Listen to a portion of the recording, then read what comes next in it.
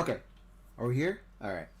We are about an hour, less than an hour away from what is it, the Xbox game show, and I was actually on Twitter for a lot longer than I would have liked. Um, I was entirely planning on my initial plan was to like get on stream as soon as possible before the show happened. Let me see. Hold on.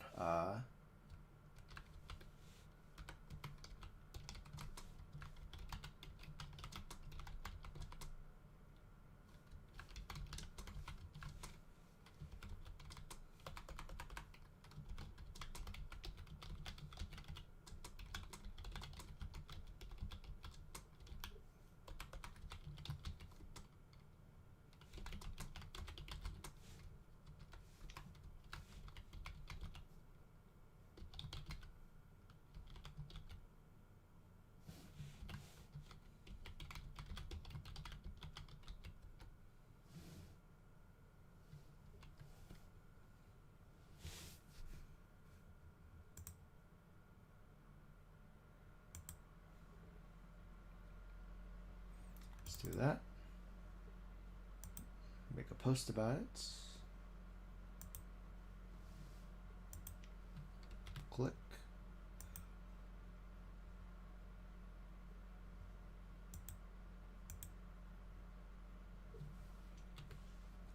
Okay, so we are When it comes extremely to late. Bethesda, surely we're due for a look. Here we see the original FPS hero return. Finally, when it comes to Bethesda, surely we're due for a look at Arcane's Blade, first teased back in Also, for heads up, we are trying to speed run as many of these trailers as we can. So we're going to be focusing on trailers from the pre-show that are exciting, and then when it comes to 10 o'clock, I'm gonna rush to the main show and be live.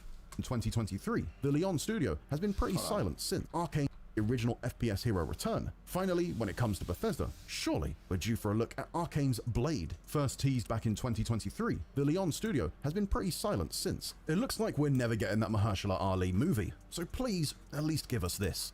In regards to what other games we could see, well, that's in the dark. I was hoping that's a trailer. Based on what stay during January's development freaks, let's finding out when I can get my hated shots in the dark. I'd personally love to see Persona 4 Revival in action, as well as finding out when I can get my hands on the remake of Atlus's classic JRPG. Staying in Japan, because we can still play. Outside of the Pokemon I believe we can still play we can still play and buy the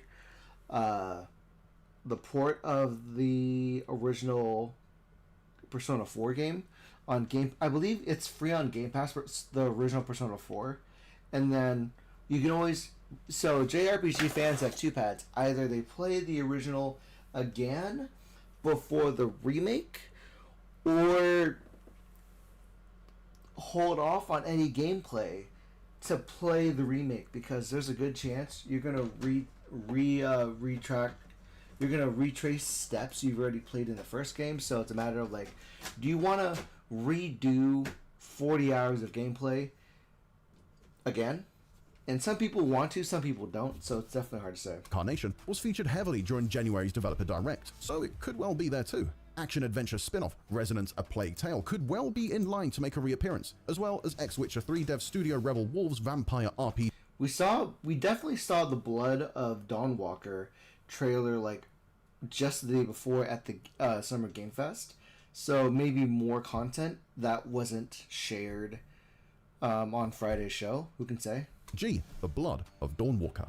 Stealth shooter Mudang 2 Hearts made a flashy debut this time last year, as did Animo, yet another contender for Pokemon's monster-catching crown. There may be no Hollow Knight Silksong to speculate about this year, unless its DLC makes a surprise appearance. Hopefully so DLC. Let's throw some random guesses out there in its place. The Witcher 3 Songs of the Past expansion was just officially announced by CD Projekt Red, and while it seems too early for gameplay, you just never know. Ubisoft could also... That is a good question though, because with the announcement of the final DLC for the Witcher 3, it definitely sounds like they're gonna make that DLC with the engine in that game, so that we'll get something that's like shinier and brighter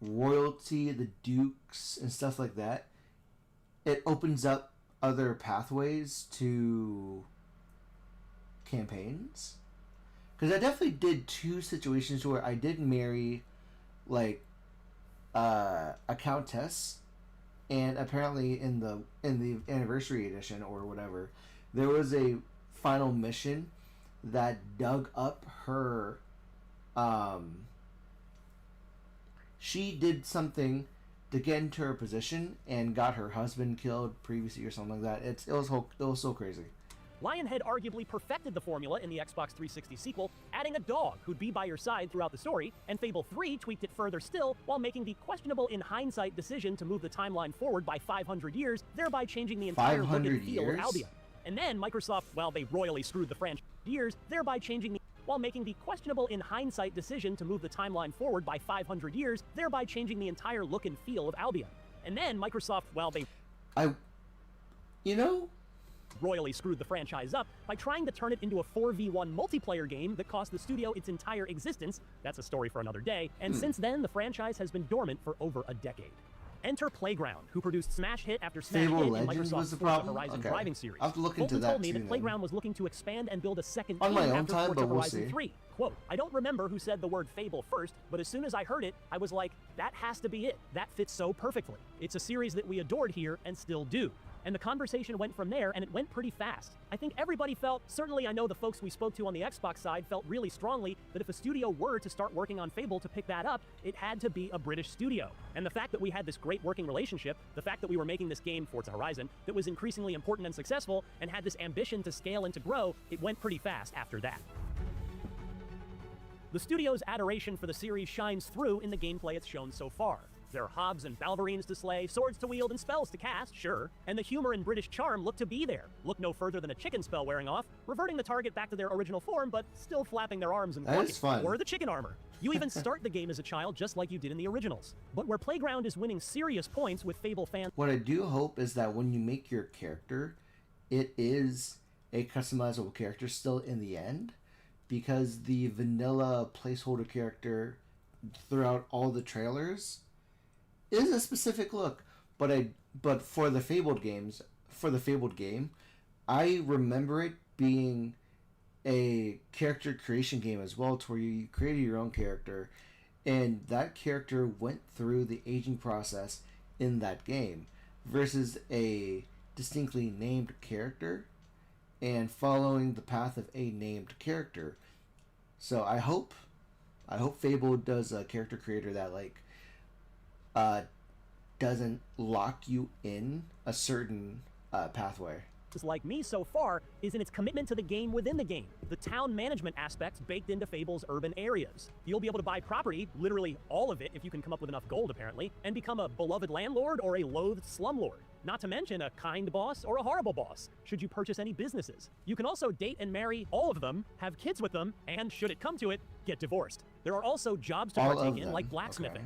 Where the new Fable breaks from the old one is in the morality. No longer will it be so black or white, Fulton told me. You won't manifest that halo or sprout those horns. Instead, I wish you individual could. people in each city or town will form their own opinion of you based on how you treat them. Meaning you could be a rich twat, in Fable's own words, Dislikes you because you're rich and a tycoon. while getting Okay. hailed as a saint in another one. Better still, one of my least favorite aspects of modern role-playing games, procedurally generated content and all of the generic time-filling tedium it brings with it, is nowhere to be found in Fable. Instead, Okay. Fulton told me that every NPC is a unique, handmade, and fully voiced character. That is so refreshing That these sounds days that it gets me extra excited to talk good, to as many I of them as I think. possibly can once I get a build of Fable in my hands.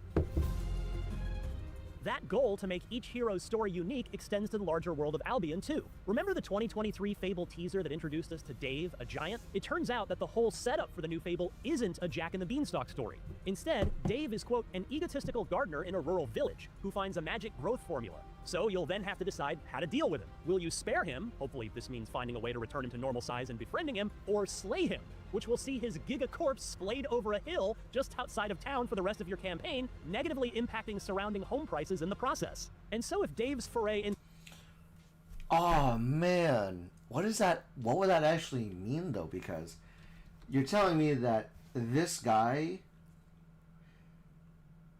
Dave is, quote, an egotistical gardener in a rural village who finds a magic growth form story. Instead, Dave is, quote, an egotistical gardener in a rural village who finds a magic growth. But I think the idea is like if we cure him, curing him would put him back into a position where he was so desperate for change. So you'll then have to decide how to deal with him. Will you spare him? Hopefully this means finding a way to return him to normal size and befriending him, or slay him, which will see his giga corpse splayed over a hill just outside of town for the rest of your campaign, negatively impacting surrounding home prices in the process. And so if... I will say that I want the idea to be, my goal would probably be shrink him back to a normal size and then bully him. Dave's foray into gigantism is merely a quest. Perhaps that means this fable isn't as much of a departure from the originals lore-wise as that video had led me to believe. In fact, I point-blank asked Fulton whether or not this is a true reboot or if this fable is in some way connected to Lionhead's originals, and he had quite a telling answer for a supposed non-answer. But that's the thing though, because like it's making me think if his story was originally being an egotistical gardener, he got a formula to become a giant. How long did he live as a giant in order to have that kind of a house with those kind of furnishings? Would it have been a situation to where he overtook the ownership of an old giant's home, or did he make that over the course of several years? Of several decades. He told me, quote, I'm going to avoid that question, Ryan, and I'll tell you why. We touch very lightly on story in the Dev Direct piece, but honestly, what we really wanted to do is come out and speak to the detail in the game and answer all those questions that people inevitably have about the game we haven't answered before. We're going to talk more about story later in the year, so I'm not going to say yes or no to that particular question just yet. What I would say is with this being a reboot, it felt really imperative for us to clear the space to tell a story that we want to tell within Albion, which is why this isn't a sequel, for example. This isn't necessarily connected to the original timeline or events or characters, but we do share lore, and some of that originating lore of the Fable universe is really important to our story. Make of that what you will. Okay.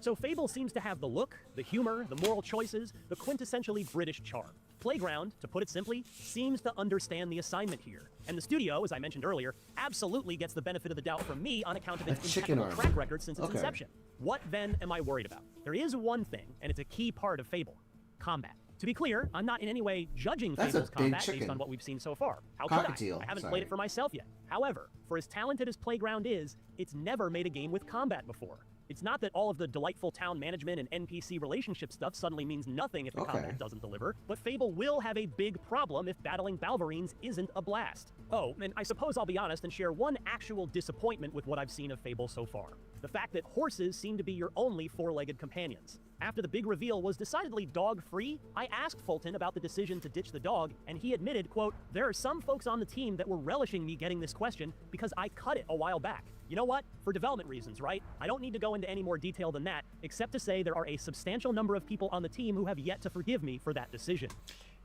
Again, if you make your entire identity about, oh, he prevented me from owning a dog, I hate him now.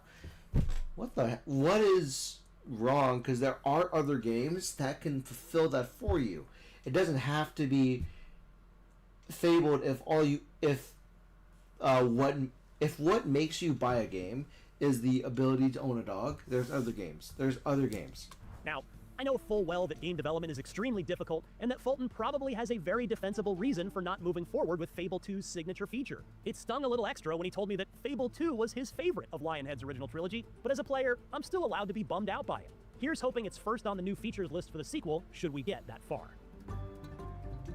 On the whole, though, I am truly, genuinely excited and optimistic about the new Fable. I've long felt that, particularly in Playground's hands, Fable has the highest ceiling in terms of game quality and finally delivering Xbox, and I guess PlayStation as it turns out, a PlayStation Studios-like Game of the Year award-contending single-player game of anything currently in Microsoft's massive first-party games portfolio. And though we don't yet have a specific release date to count down to, Playground is promising that we'll be playing it this fall, which basically means before November, since it would be patently stupid to try and relaunch this franchise after the better part of a decade in development right up against the incoming game industry meteor known as Grand Theft Auto 6. Here's hoping that the new Fable lives up to its sky-high potential.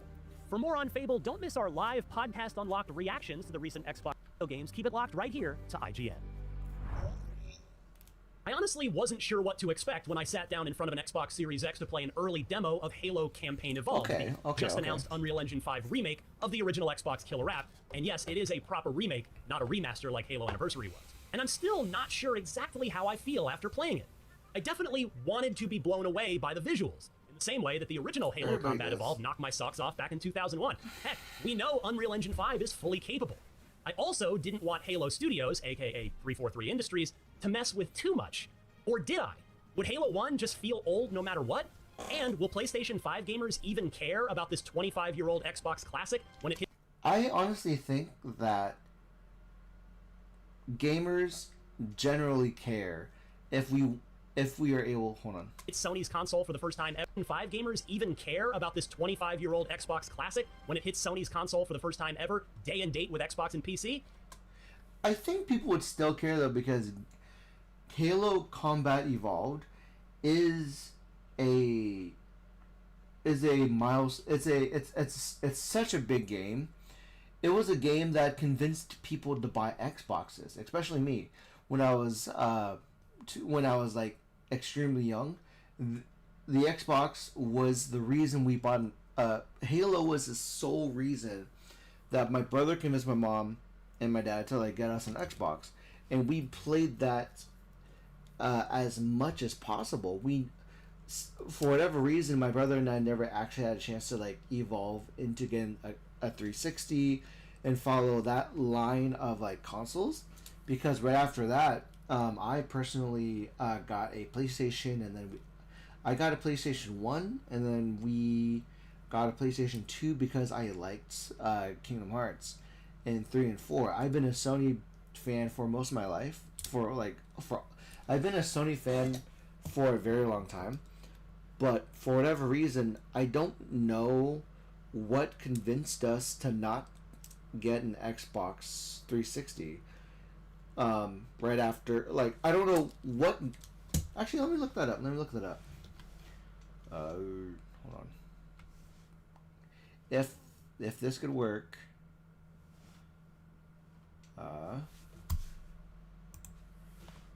What was the game that P bought the Xbox 360 for?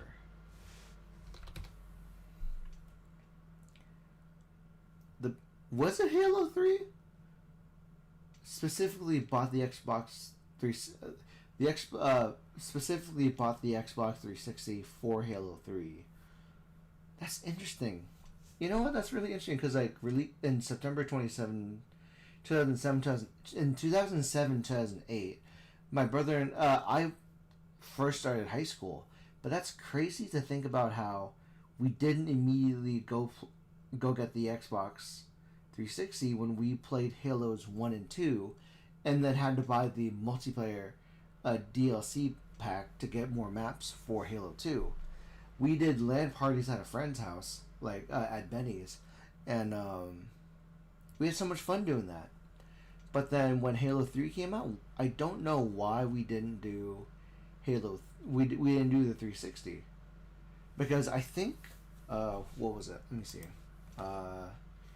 What game consoles were released in 2007? Because there was the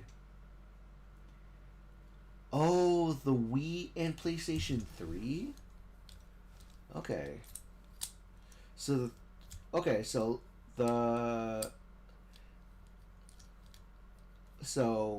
allegedly, it was 2007 was the first full year after two major console releases, the Wii and the PlayStation 3.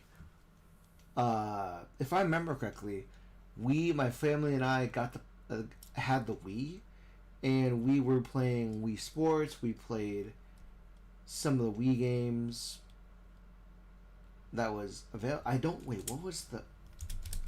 What was the Wii games that we bought? That's a good question, but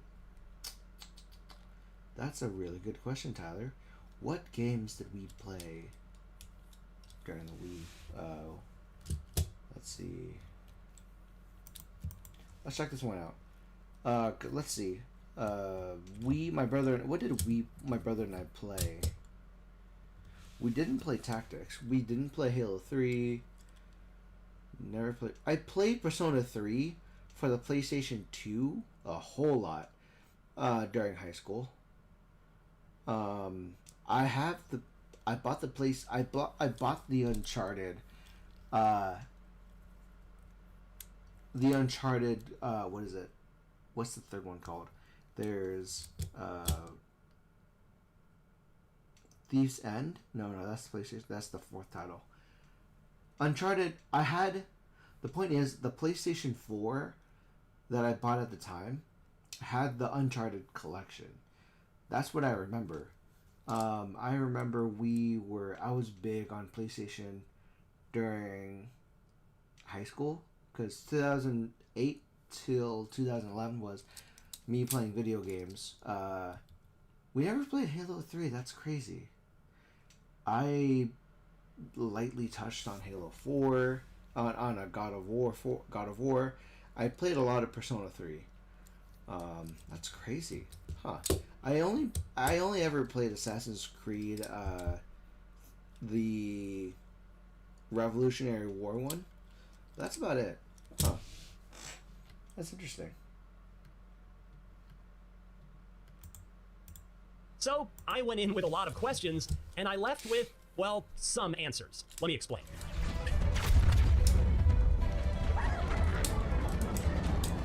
I suppose we might as well start with the obvious, how it looks. Is my face properly melted? No, but maybe yours is? I'll be curious to read the comments on this one. But anyway, Campaign Evolved does look very nice, no doubt. It certainly doesn't look like it's 2 decades old anymore. I played a chunk of the legendary Silent Cartographer mission from early in the campaign, and the skybox is beautiful, the water looks great, the trees look very nice, and the terrain texture looks sharp and clean.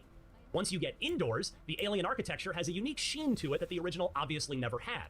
Meanwhile, the weapons all look exactly how you'd expect them to look in the modern era, and the grunts, jackals, elites, and hunters all look convincingly new rather than reskins of quarter-century-old creatures. Okay. Everything looks clean, but not in a soulless way, at least not to me. It works as a cohesive art-directed space in the new engine. I also appreciate that VO from the principal actors, Steve Downes and Jen Taylor at the very least, has been re-recorded. I've been able to pinpoint the main facility by cross-referencing Covenant survey data and religious texts. While mocap has all been redone for the rebuilt from scratch cutscenes. But let's talk about my biggest concern coming into this demo, the classic Halo feel. Movement, aiming, jumping, vehicle controls, it's all gotta have that semi-floaty Halo feel to it, and I'm pleased to report that even in this very early state, Campaign Evolved is a good bit of the way there. No doubt they'll continue to tweak it over the coming months. This release has no official release date beyond 2026, by the way, but I would be stunned if it's not time to release at or very near the 25th anniversary of Halo Combat Evolved in November of next year. But there have been some November gameplay 28th. modernizations implemented here. Okay. So it's Here that have been ported back from subsequent Halos into this remake, and while purists might bristle at it, most of these seem like they're for the best for a 2026 first-person shooter release. Interesting. I underestimated the Covenant's understanding of Halo subsystems. For starters, vehicles are boardable and destructible now as they were in subsequent Halo games. That means a ghost can what's up with the no longer video torment quality? you endlessly. Means a ghost can no longer torment you endlessly, nor are you effectively invulnerable in a Scorpion tank. On a related note, a 4th player can now sit on the back of a Warthog. Oh, and though I didn't get to try it out on the Silent Cartographer, the Wraith is drivable now too, as it first became in Halo 2. Also, any weapons the bad guys wield, you can too. As such, the Energy Sword is now in your tool belt if you take one off of the corpse of a Gold Elite.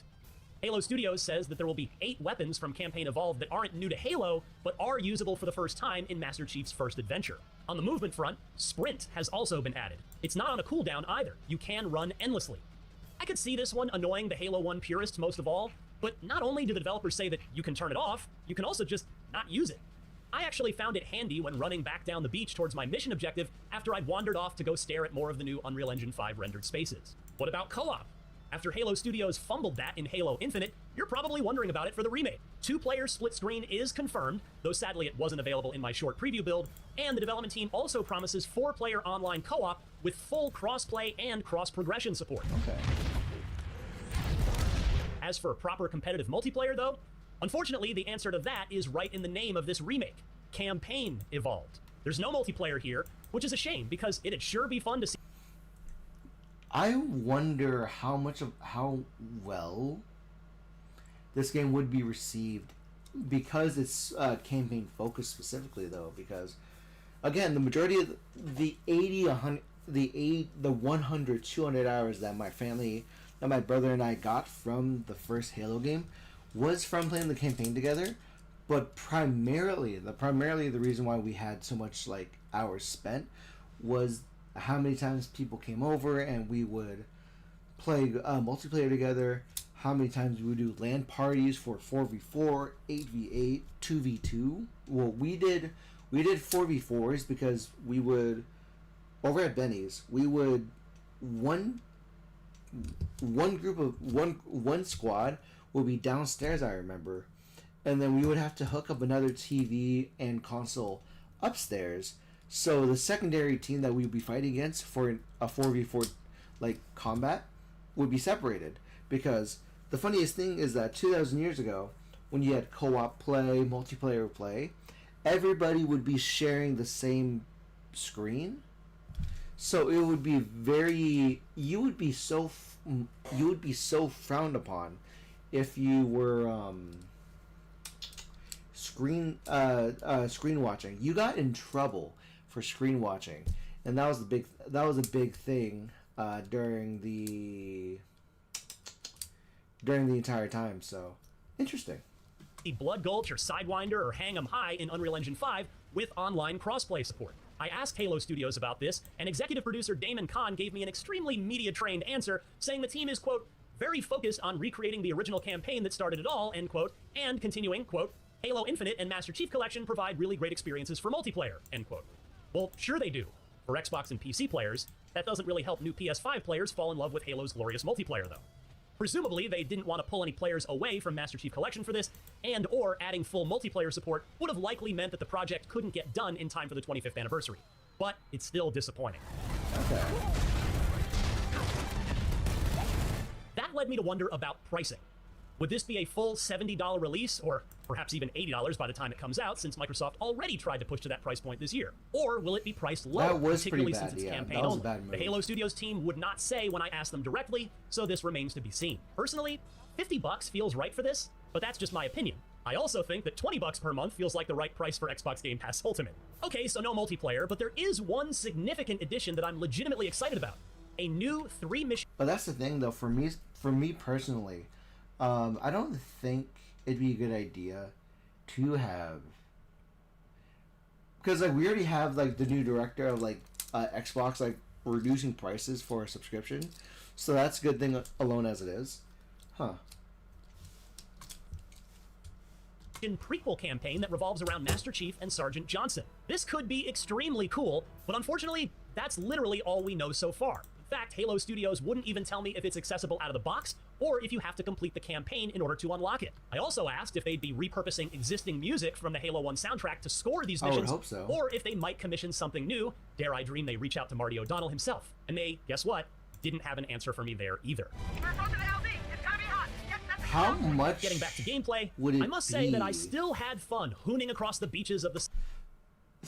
Because like if the problem is like the original music artists, I wonder if it's because they were busy at the time, or if the compensation was too small at this age of game creation and music development. Silent cartographer and a warthog, my UNSC Marine buddies in the passenger and gunner seats, helping to mow down Covenant bad guys while I attempted to turn them into hood ornaments with my front bumper, just like old times. I also manned the gun turret at one point to test out the friendly AI, and it still needs work. In fact, always needs someone work. on the development team acknowledged this later without me bringing it up, so it's clearly something they're aware of. Honestly, though, it's not something I'm even worried about. Although, if I remember correctly, like I always like left the AI to shoot the gun for me because I don't trust their driving. When there's still probably upwards of a year of development time left. It's the same thing with the frame rate. No doubt some folks went straight to the comments to note any inconsistencies they saw, because I definitely noticed some. And while it's certainly important, it's not something that I'm sweating this far away from the end of the project. The Covenant are putting up a real fight. The cartographer must be here. Oh, and I should also mention that Halo Studios is adding skulls to Halo Campaign Evolved. Lots of them, in fact. Dozens was the word they used, with an emphasis on this remake having the most skulls of any Halo campaign ever. Replayability is clearly a focus for the studio here, which is understandable, given Halo's strong history in that department, as well as the lack of adversarial multiplayer, and hopefully the skulls will spice things up for Xbox players running through this thing for the umpteenth time. On that note, I couldn't help but wonder if PlayStation 5 players getting their first crack at Halo are really gonna care about this in a way that turns a lot of them into new fans of the franchise. It's a genuine question. I would say that when it comes to that, to answer that question, it really depends on if you enjoy the genre in general. Like, if you enjoy shooter games, you're probably going to enjoy this because it is talked about a lot.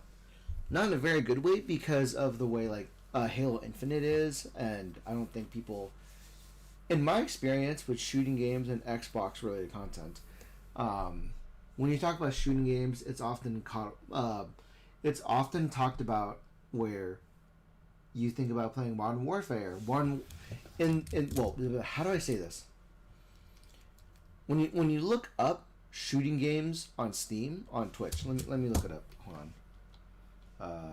Twitch.tv, browse, highest. When you look at shooting games in general, in terms of shooters, the first thing you see is Valorant. There's Valorant. There's Overwatch. There's Escape from Tarkov. What is it? Apex Legends, Call of Duty, Rivals, even.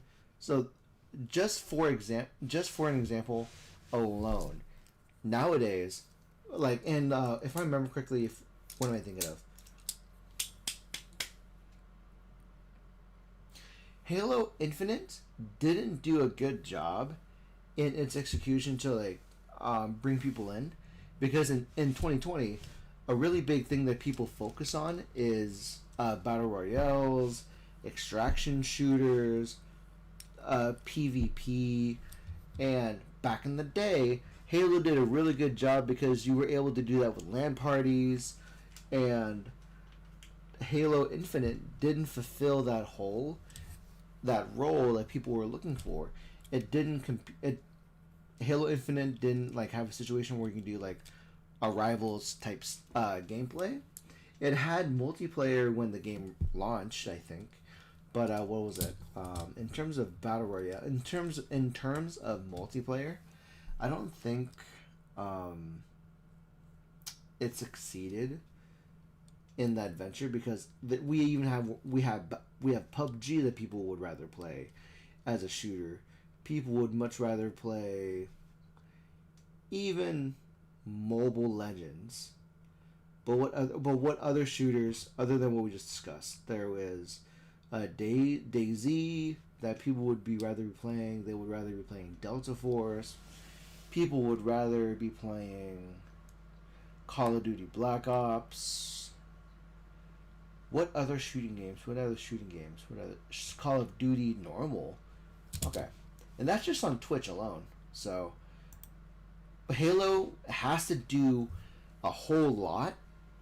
And the problem with the remake for Halo is that it's remaking extremely old content to compete with the demands of the shooting genre market, and that's a big concern. I've got a lot of personal history with Halo, so I simply can't answer this one. For somebody with no nostalgia for Master Chief, will those players find Campaign Evolved as compelling as I found Combat Evolved? And if they do, then what? Will Halo Studios remake Halo 2 in Unreal Engine 5? And then 3, 4, 5, Reach, ODST, Infinite? Or will they just port the Master Chief collection and Halo But that's the thing. Infinite to PS5 to catch those players up? I asked the team, or will they just port the Master Chief Collection and Halo Infinite to PS5 to catch those players up? I honestly think porting the games is a much more financially benefit. It's a better financial idea than remaking the games from the ground up, because there's a good chance you lose a whole lot of money from just trying to remake it and spruce it up, like Resident Evil does with the Resident Evil games, and that's the only way that the remake would succeed is if it did anything substantial to the lore of Halo. Because when we got Resident Evil 2 remake, it added additional context, and it changed other like aspects of the grander lore of Resident Evil. Because in Resident Evil remake, you definitely experienced certain things differently that affected other lore plot points. And Capcom has done such a good job on that it spawned Resident Evil 3 remake. It spawned just now the announcement of Code Veronica, because they're remaking Code Veronica with the re-engine, and it's almost guaranteed that will both allow gameplay that people that it's a much better gameplay formula than it originally launched with back in the day. And I think people are so currently accustomed to the current environment of Resident Evil games, ever since the current direction of Resident Evil games was the blueprint of Code Veronica, because it succeeded with Resident Evil 7, Resident Evil 8. It was massive in Resident Evil 9 Requiem. So of course it's going to follow the direction that Veronica will follow the direction that 7, 8, 9 made. I asked the team about this and again got a very media-trained half answer. Quote, "There is an opportunity for us to grow the fan base," executive producer Damon Kahn told me. "We're bringing the most players we believe to Halo ever. And so that growth is what we're truly interested in. And again, I hinted before, this paves the way for future stories and Halos," end quote. And so as you can see, I'm still left with many unanswered questions about this remake project. But to Halo Studios' credit, this early demo did answer a couple of key ones about how good it would look and how Halo-y it would feel. But the fact that that's what he wait, hold on, he said, again, I hinted before, this paves the way for future stories and Halos. And the future stories and Halos. So I do hope they take note from Capcom and from Resident Evil that if they start making campaign focused games, much like how Resident Evil did it. Resident Evil had the remakes with Resident Evil further enhanced the stories and the lore of Resident Evil to where we see distinct differences right now. If you were to compare Resident Evil 4 and Resident Evil 4 Remake, there are distinctly different story beats in between both of them. So I do hope that with this remake, they were able to flesh out story points that they never had a chance to 15, 20 years ago.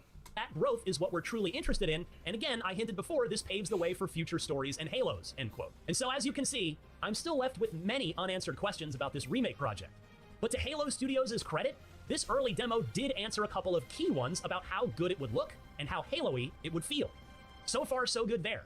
I'm very excited about the new 3-mission prequel campaign featuring Sergeant Johnson, as it will be the first new single-player content in a Halo game in, by that point, 5 years.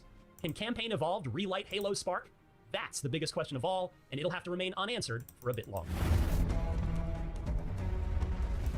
For more on the latest upcoming games, don't miss our recent previews of Super Meat Boy 3D and Phantom Blade Zero. And for everything else in the world of gaming, stick with IGN.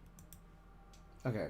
Why, hello there. It's just come to my attention that June will once again be taking place in the immediate future, and as has been the case in several of the... Yet.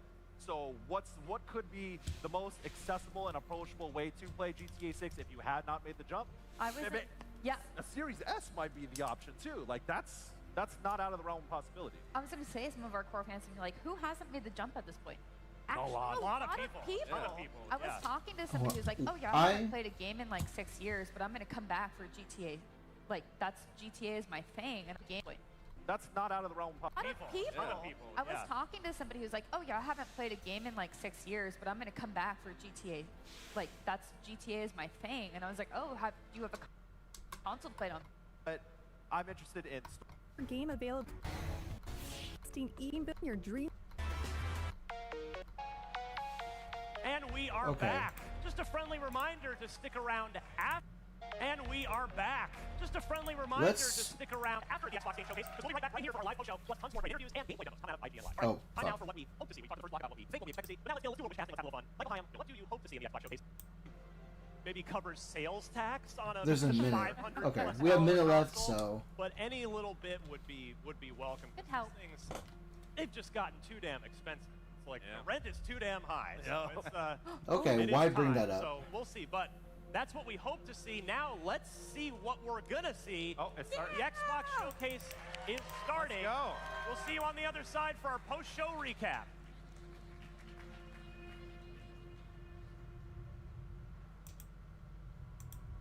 Okay. Welcome to the game show.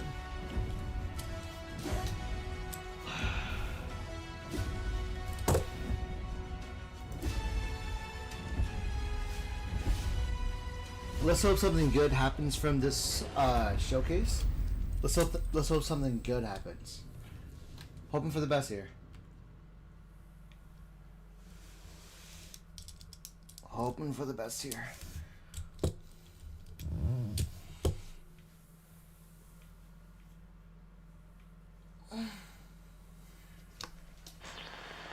This is the Coalition Emergency Broadcast System.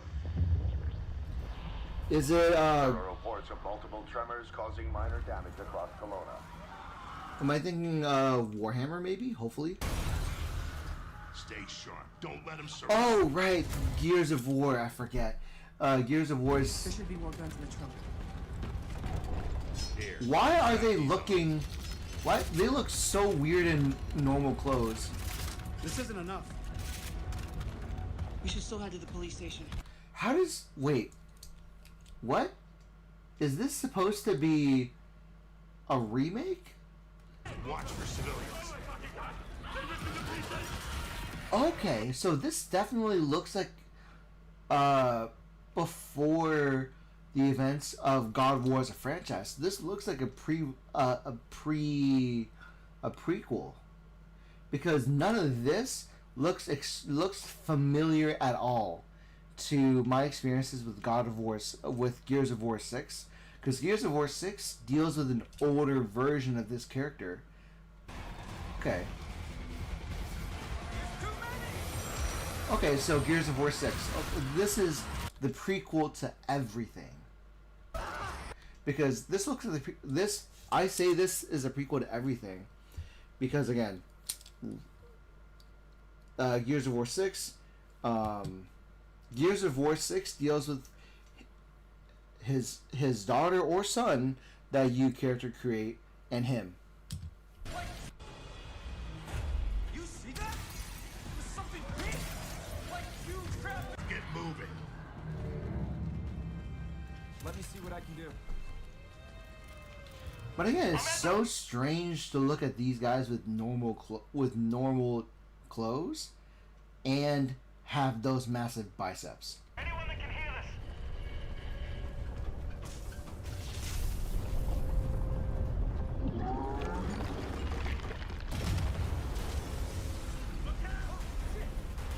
this? Okay, that is a spider. That is a spider, man. Open fire.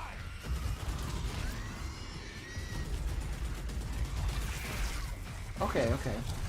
This looks fun. But again, like it's shooting games as a whole, in my opinion.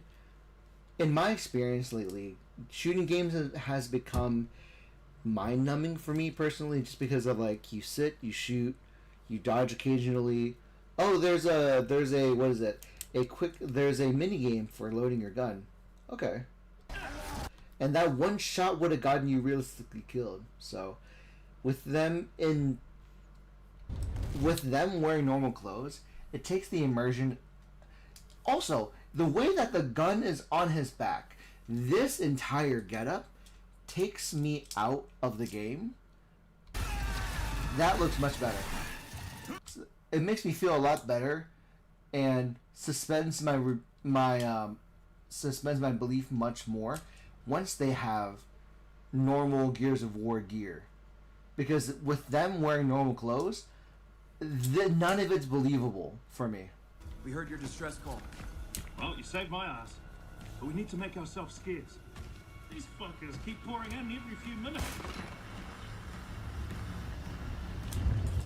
More trappers, watch it! Right on schedule. You guys here?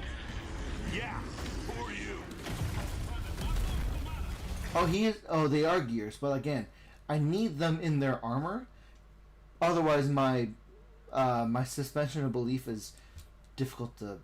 It's just difficult.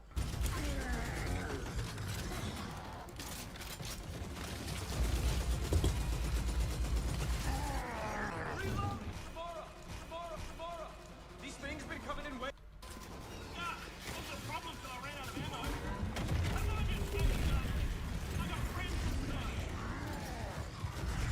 Uh-oh. Okay, so he's punished. This looks like a punishment for reloading slowly. Okay.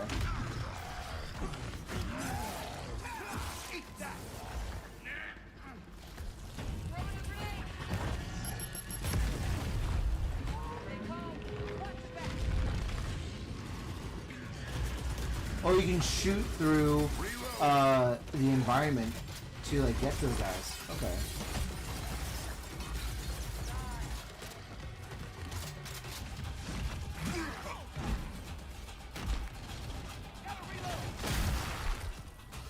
I thought that was one of our guys for a second. Okay.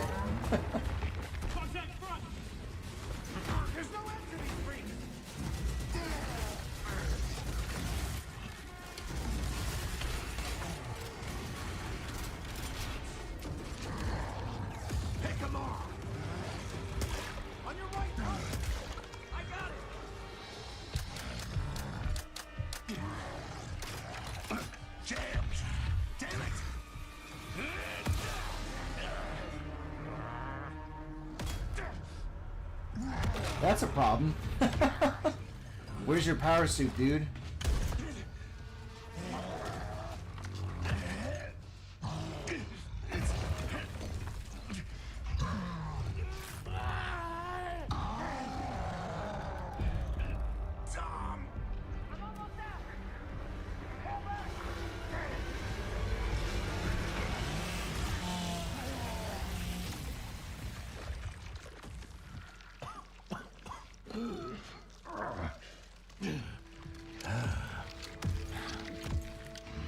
Our roads converge again.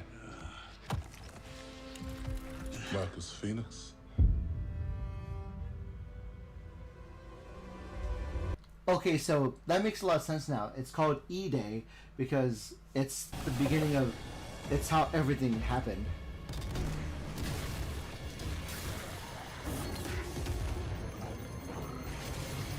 E-Day sounds like a game about the first invasion. Okay. I feel that Emergence Day, so E-Day. Okay, cool. Okay. Okay, cool. Play it day one with Game Pass. I can play it day one. Nice. Hell yeah. Welcome to the Xbox Game Showcase. For the past 25 Hey, years... Asha, this is the girl that is making changes, especially cheaper subscriptions. Games that brought players together and games that define generations. Xbox was built on the spirit of creativity and heart. And as we kick off the show with Gears of War E-Day, it's only fitting that as we return to Xbox, we return to Gears. So today, we're announcing that Gears of War E-Day will be an Xbox console exclusive. Console exclusive? core of Xbox is great games, and that's what today is all about. We're going to show you more than 25 titles from creators around the world, followed by our Gears Direct. Enjoy the show. By console exclusive, that means I can't play it on PC. That sucks, but sure. I'm not entirely like married to the franchise. I'm not a huge fan of it, but I do watch, listen to people's the moment my powers came in. Whose powers? Well, I was being crushed to death with seawater and mud and manure. Whilst holding Atlantis? his hand. Is this Lara Croft? I remember her fingers gripped so tightly in mine that her nails drooped. Lara Croft or Diana? Diana? Is it DC Wonder Woman? Is this Wonder Woman? I lost her grip. Either Wonder Woman or Atlantis for Lara Croft. Playground games. Does stick in the memory a bit, yeah. Okay. Hero of... I know why you're here. Why? You want to talk about them. What is this game? Real heroes. You ever seen a legend in the flesh? All that power. How do they use it? Killing mindless beasts. Fighting petty villains. None of that matters. Look what the guild shut out. A real hero knows how to wield power. Don't waste time on trivialities. You're back. And dressed like a twat. Got more important things to worry about than vegetables. A hero knows how to live with their choices. Oi! What the fuck was that? Well, I was just... Just sent my brother into the infinite fucking abyss without even asking permission. Remorse. Remorse is for the guilty. Look, Is I this... will tell you what I told them. Albion is broken. Albion? Oh, is this Fabled? Albion doesn't need heroes. It needs a hero. You're a monster. And that hero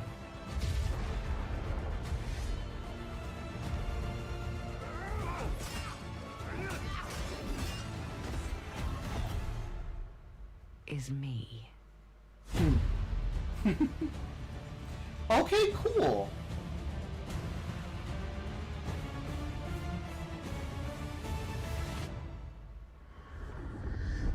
I like the premise of this Fable. What, Jack? Jack? Anywhere and Game Pass. Jack died in the first game. What? Played day one with Game Pass. Hell yeah, that's so crazy because what is that? What was that? Oh, Halo! Halo, I was right. You've heard the story. Sorry, I forgot. This is the Halo remaster. They were just talking about it. Stuff of legends.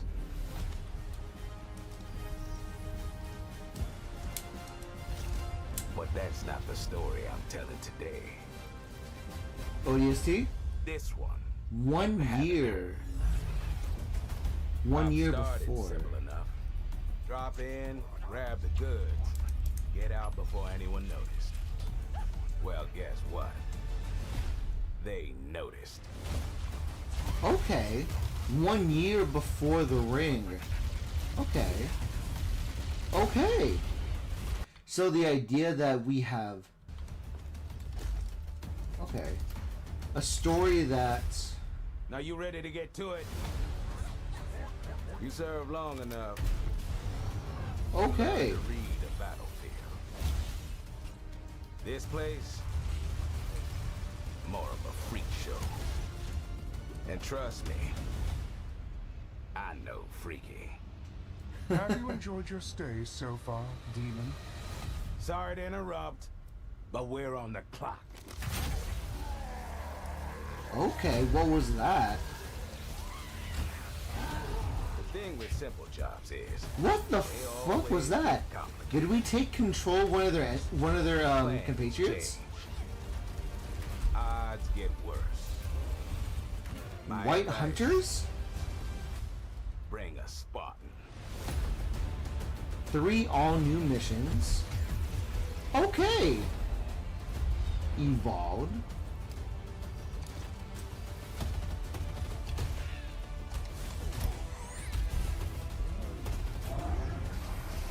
Wait, are those guys early?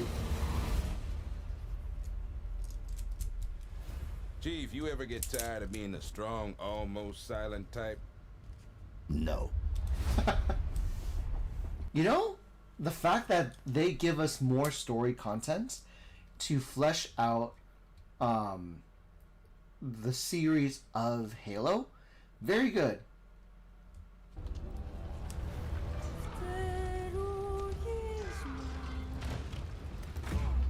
There's something on this island.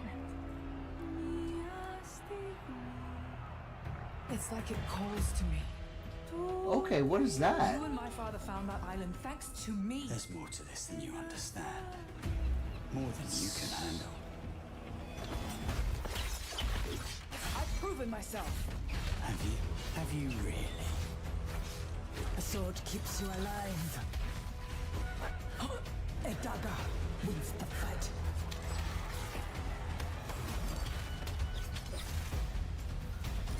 Makes me kind of wonder, like, proving the point doesn't.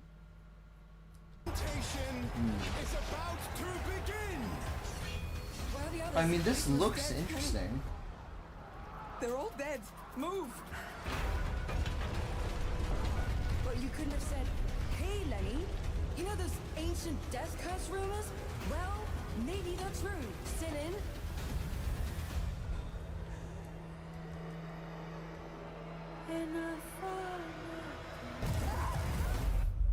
Resonance. A Plague Tale. We've seen Plague Tale games before. This is pretty cool. Yeah, that's really cool. I'll have to dissect everything. You ever heard? Hey! Of the Midnight More news at PlayStation. Okay. Oh, nice. The remake. Might have been on that Midnight Nice. Channel before she died too. Oh, that's so cool.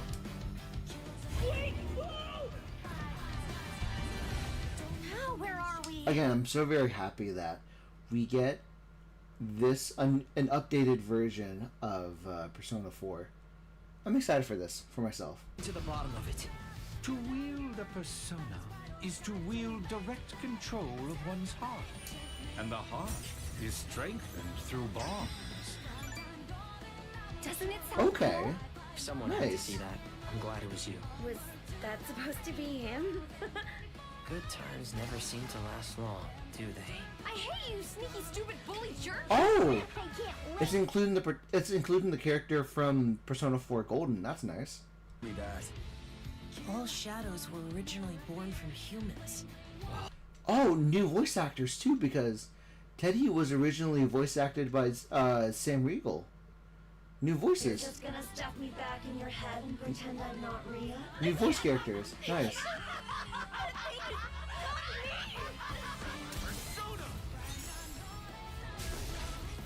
Alright. Which means that we also gotta catch whoever's tossing people in here. I think I'd like to help too. I'm not running away from this. Oh, but I have no problem taking down shadows. It's over. So yeah, Nice. I'll be counting on you, partner. And let's team up and catch this jerk. Oh, that looks really cool. That looks nice. A new variation of the ambush attack? That's really nice. I like that. Personal revival? Persona 4 revival. Not release date. Hell yeah. I think if I play it day one, I need to like finish it properly because I only did one game session with Persona 3 Reloaded. Oh, new Caroline game. No, Catherine? Sorry.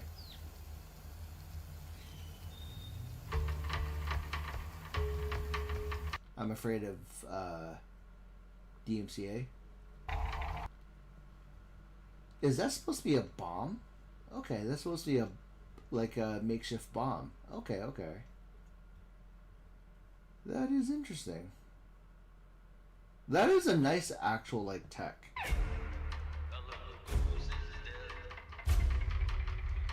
My friends and I used to argue about what ended the world. Is it a continuation of The Walking Dead? I'm not too sure about this. But like, that'd be pretty cool. Started in quiet towns. I'm just gonna go ahead and like wait until, because there's music. I don't want to be DMCA'd. Might be Walking Dead, I guess.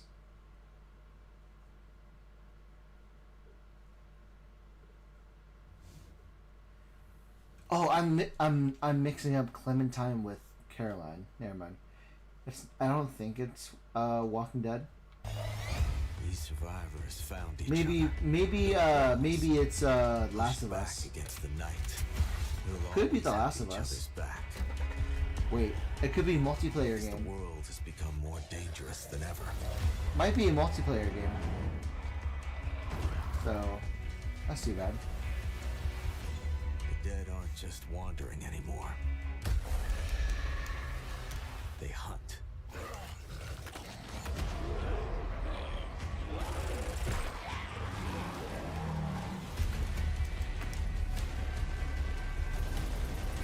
In the end, it doesn't matter what you believe.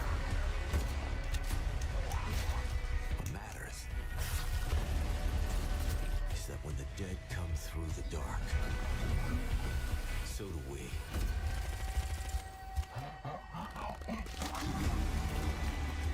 Okay, so it is multiplayer. Okay. Like DayZ almost, or like World War Z. Something similar to that, or Left 4 Dead. What other zombie games are there? There was Left 4 Dead, I think. There's Remnant, I guess? That counts?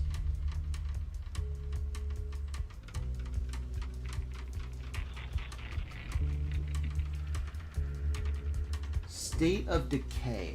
Oh, okay. Yeah, no, I'm not familiar with the State of Decay series. It's a third sequel to that. I'm sorry.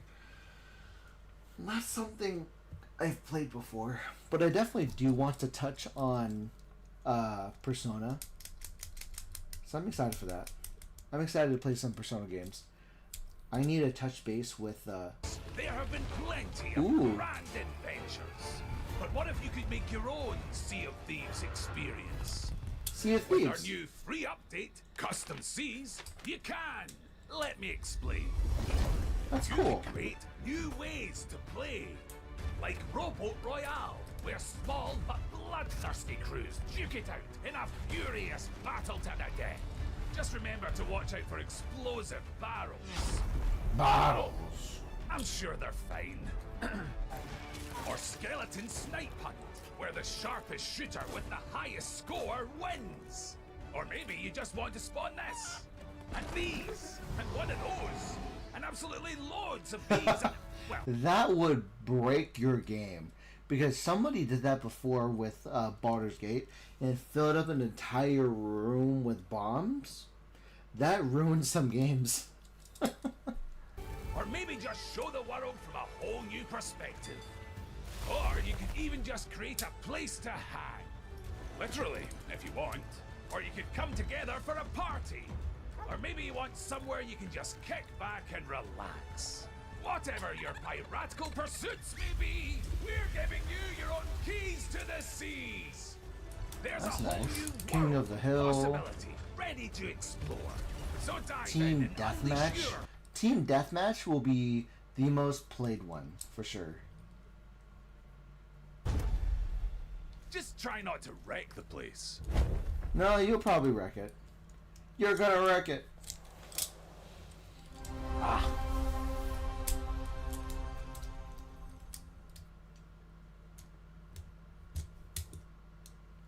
Proudly mate. Why is that specific?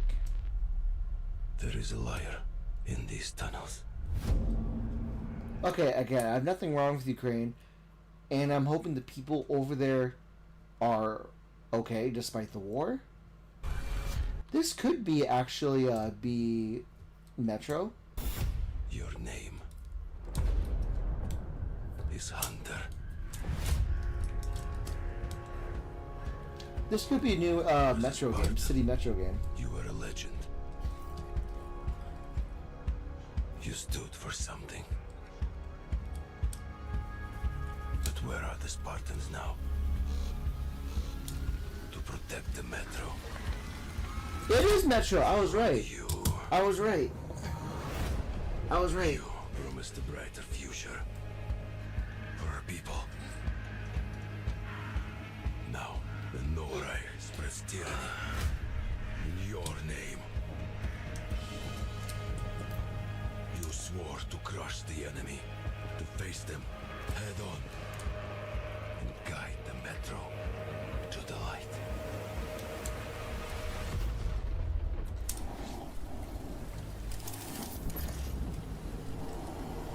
But darkness consumes you. Spreads. Again, Halo has to compete against this game too. It's you. From within. Every step. And every move. Drowns you Okay. deeper in lies.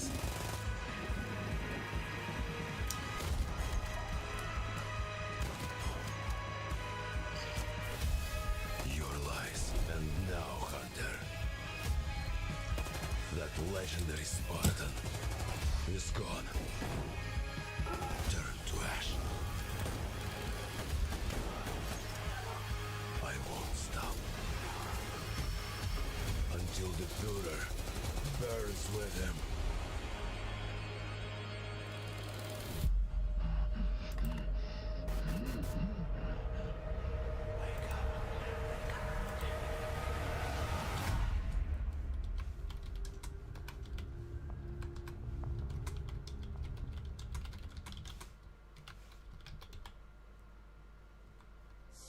World premiere.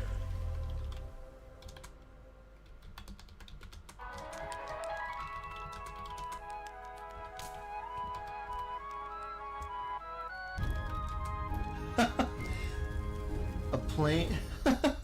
A crow discovering fire for the first time. Oh, that's funny.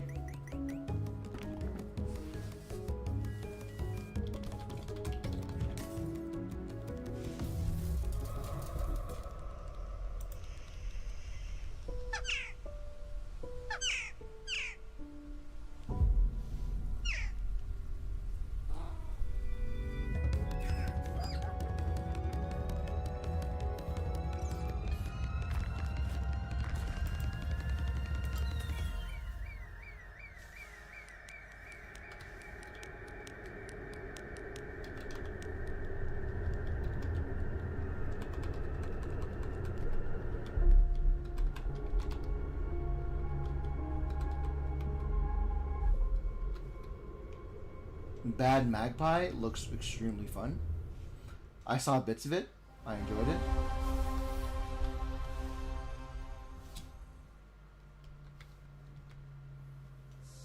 World premiere. World premiere. What is it? What is it? Oh wait, it's that Revolution. It's that no, never mind. I thought it was the Revolution game. Could be Wins Meat. Koei Tecmo. Wars have been waged throughout history. Dynasty Warriors, maybe. Elixir of immortality. Oh, is it a Neo game? Destined to quell the chaos of this. Is it a Neo game?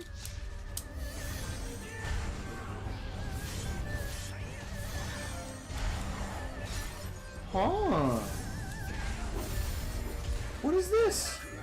This is Chinese, so it's not Neo. Could be Dynasty Warrior?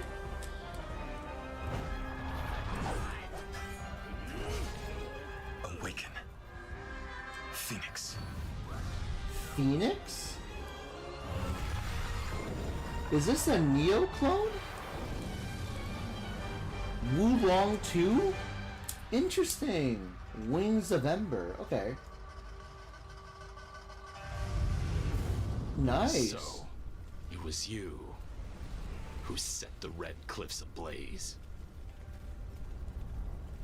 I'm not familiar with any of the characters, but I'm excited for Wulong 2 because I missed out on Wulong on the first Wulong game. This looks something that this looks like a thing that I would like to play. For the challenge and the reward of opening your very own cult. What? Cult Simulator? That's I don't know how to feel about that.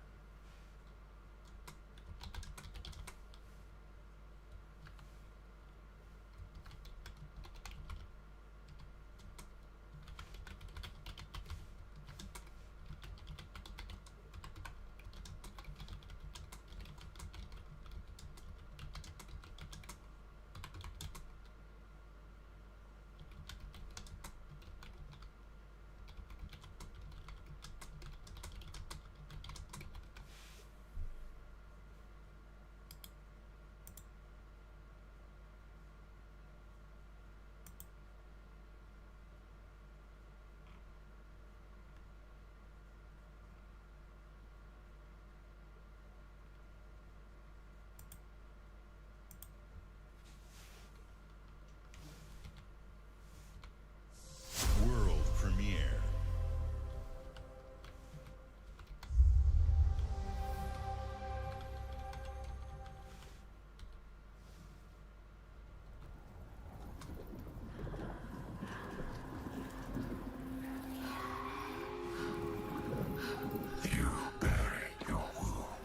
Oh? Oh, this is what is it? Left your people behind. I know this game. I know this game. Leaving time was. I'm familiar with this game. Is it Hell's Gate?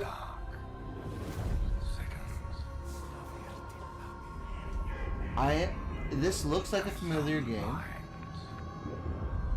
Cannot be broken.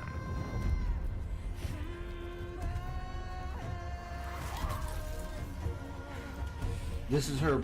It's about. I think she's like. This is her. I don't know.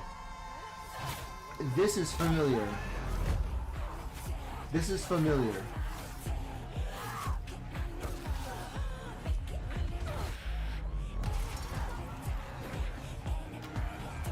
Okay.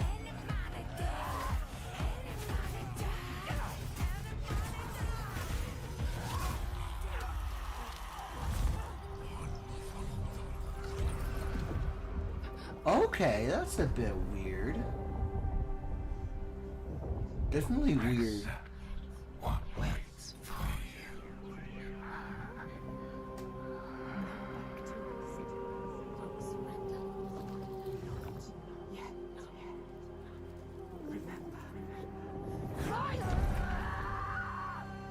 I know that. I know that. I know that face. Senna! Senua. What is... Ah, I feel like I know that game.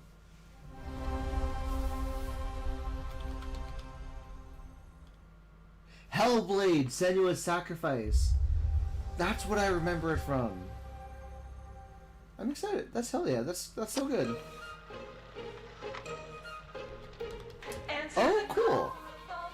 Another Fallout game. Nice. Welcome to the surface, a sprawling paradise. Meet the locals, learn to fish. Doesn't that sound nice? What a hoot! You found loot. This is no time to hoard. Share your stroke of luck with your pals. All aboard. Build your camp as a team. Hey, life's Wait, well, a multiplayer Fallout game? Wonderland. All is not well. Gadzooks! It's worse than expected. Enemies are waiting in places undetected. So suit up, son, and defend our great nation. And gather all your friends when you fight this infestation. That's the play, Daddy-O. We'll tackle them all. Rebuilding our bright future. Could it be like a 5v5 like Fallout game? When you're looking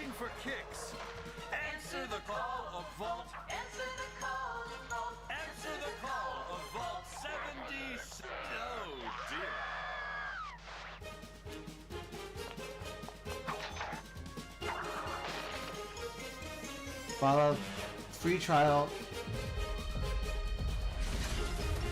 That's interesting. Yeah. It's like Fallout Fortnite. Okay. Fallout Infestation? Fallout Fortnite, Fallout Infestations. Okay. They really keep expanding the Fallout 76 game. Bethesda Presents. Okay. Ooh, Doomslayer. More content? Argent and Mort trembles in the wake of your actions. They follow you now. Okay. I haven't had a chance to really finish the Dark Ages. The council has chosen. Beneath this chamber will be your tomb. Is this a new mode or a continuation? This place is your pain-given shape. It holds many secrets. Only a cleansed soul may leave. Okay, you get a spear. Not your enemy. I am your way out. Oh, interesting. Oh, you get a infinite spear? That's pretty cool. So you drop the shield for a spear. That's pretty sick. You can parry with your spear? Oh, there was a mace too. With the Slayer gone, have you not found peace? The demons, they have retreated. Their war is with him. Nice. Should I play some more Doomslayer then? Ooh.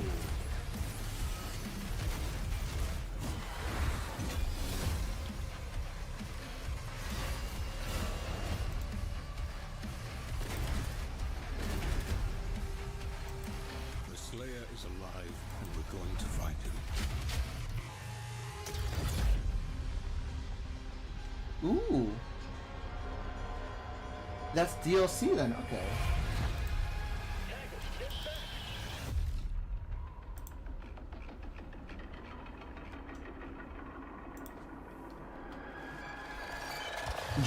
Next month?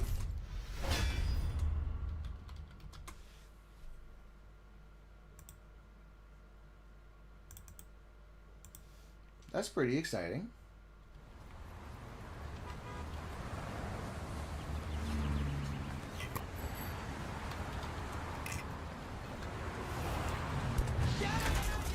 Crazy Taxi! Crazy Taxi! What the shit? What the shit?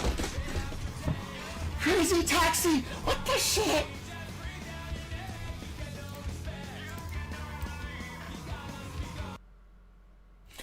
What's wrong with my... Oh, what? That's so exciting. Oh my god. What's going on here? What's going on here?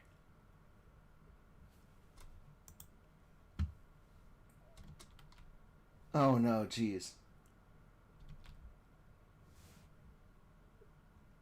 No, why?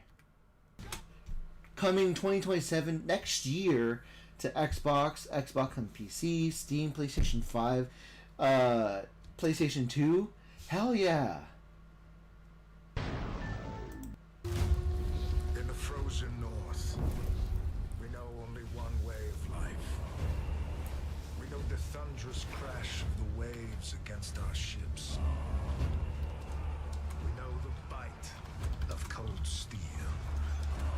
The roar of fires that consume our enemies. And that the moment of peace is only temporary.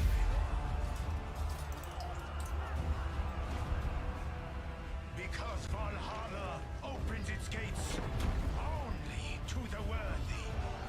And the next proving ground awaits just beyond the horizon.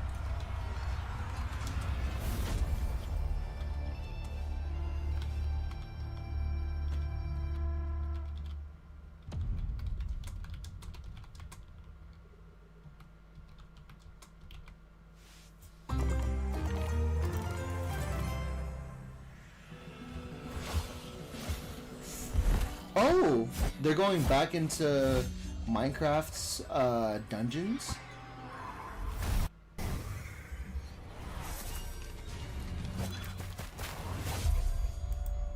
Okay, I can see. Minecraft Dungeon was pretty okay. I'm excited for that. What's wrong with the video?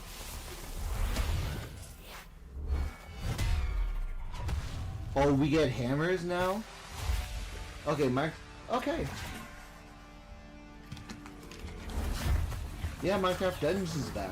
Okay.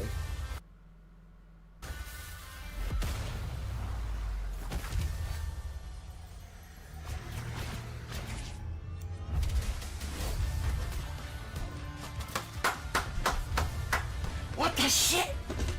What the shit? Crazy Taxi! I'm so hyped on Crazy Taxi.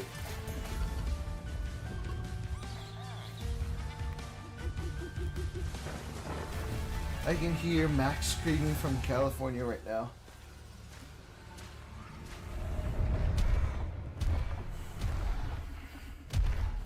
Oh, I think that's interesting. I know that guy. I know that guy. Dungeons 2? Oh, September this year. Okay. That's pretty cool.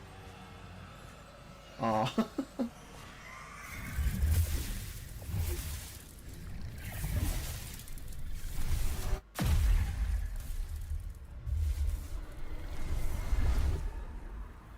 What does the portal mean? Play it on day one with Game Pass? I would try it out. I'd like to try it out. World premiere. I can try it out, but Crazy Taxi, man. Ladies and gentlemen, admirers of the mysteries of magic, take your seats before the lights go down and the curtain rises, for our next act is about to begin. What is this game? Are you sitting comfortably? Are you prepared to witness feats both mystifying and illuminating? I am very happy for Max. Crazy Taxi. Crazy Taxi was the one thing that like overshadows everything right now. I'm so invested with Crazy Taxi. Oh, okay. Were his tricks. It cast 5 long shadows behind him. They called themselves Masters. Through a deal with the devil, the Masters sought yet more power. Their deal demanded a sacrifice, and in the darkness, that was our roommates leaving. They have somewhere to be. Jacob was I don't know where they have to go, but I'm excited for them. Jacob from his infernal nightmare and offered. But yeah, no, like I'm still trying to process Crazy Taxi.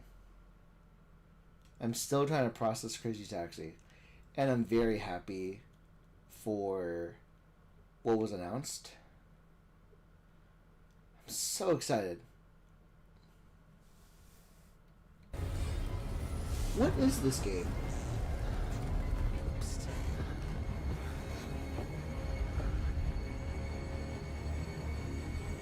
That's your cue. Run.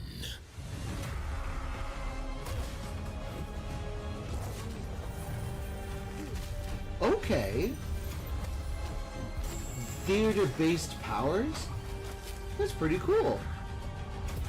You know, that's pretty sick.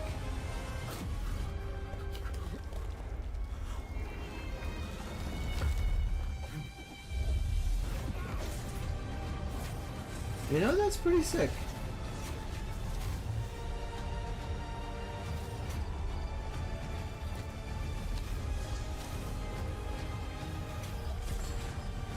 A magic. Oh. Magicians, the Devil's Deal.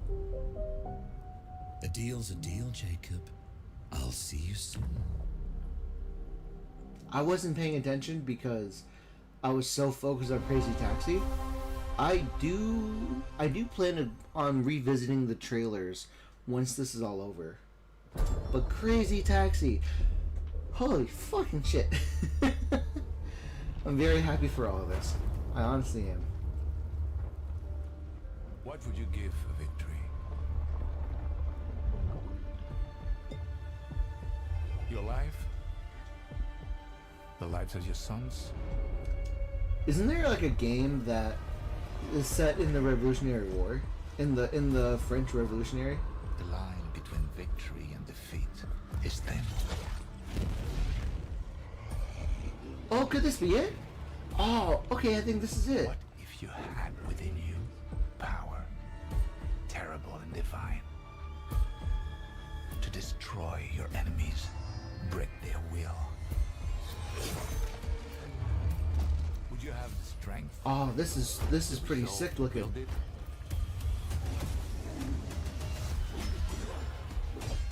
I believe this is a first person's Souls-like, right? That's what was advertised. Destiny was there, within reach. Could you sacrifice everything? Okay, that's pretty cool. I like this. Where'd you go? For your country. For your empire. Oh, that's pretty sick.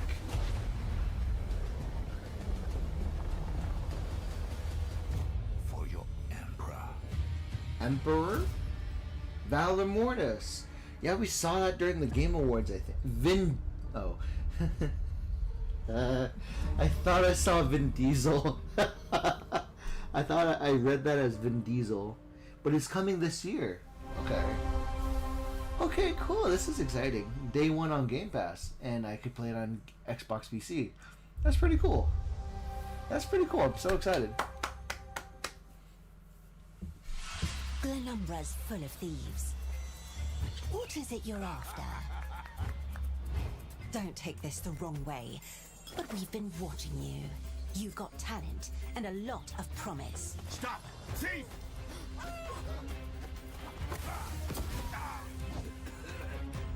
Are you ready to talk about planning a real heist, partner? Welcome to our Thieves Guild. Our members will show you the ropes. This job is going to need every trick in the book. I heard that caravan should arrive tomorrow.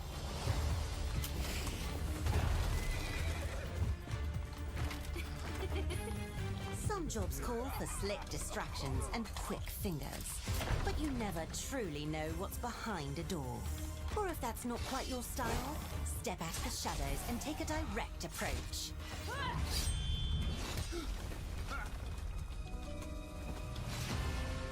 There's other treasure all around the world, if you know where to look and are willing to fight for it.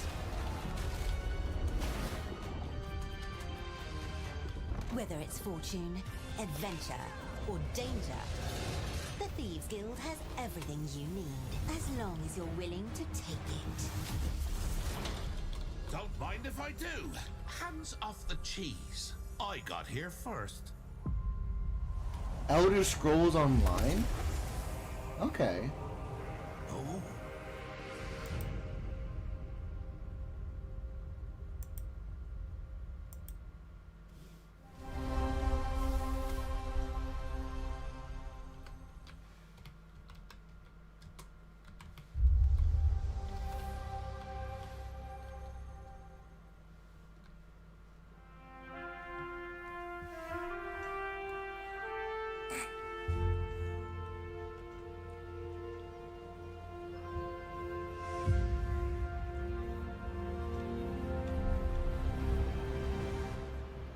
Okay. It's an aviation game. Okay. Happy for you.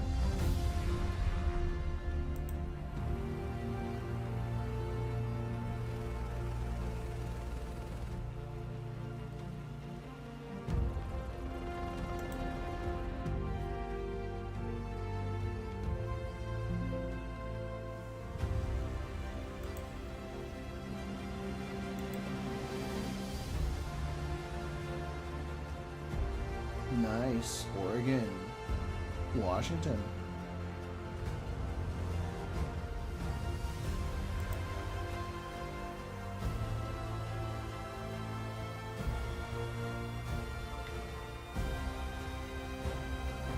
pretty cool. I do want to see the Microsoft Flight Sim. Why is it stuck to 2024? Okay.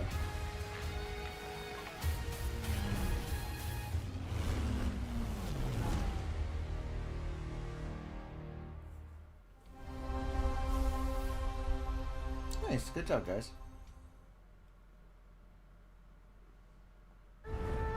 The mountain stands here. Ooh, where winds meet. Cannot be seen. Is it where winds meet? The wind passes without a sound. People move within. Nice. New update. Or new content. Secrecy, renowned for their mastery of mechanism. It's a free game too, so that's pretty exciting. The order begins to fall. No one can remain untouched. Oh, puppets. When all is obscured, a puppet arm? The battle has only Girl, what is your prosthetic? Because I love it. Beneath every mechanism, the true game lies in the human heart. This is your game to decide. Oh, that's pretty sick.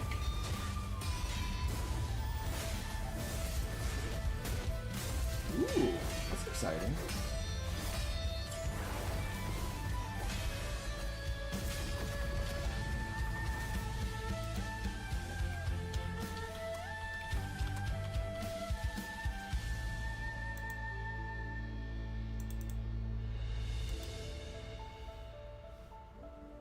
Coming in July. Okay. That's exciting. Dracula's Castlevania! is just ahead. Hey. I have come here to destroy you. Just like Ooh. my father, mother, and Is their this allies before me. Is this a Belmont? Welcome to New Belmont. No one believed me when I said the newest Belmont would It's a be Belmont. The Belmont would be a girl.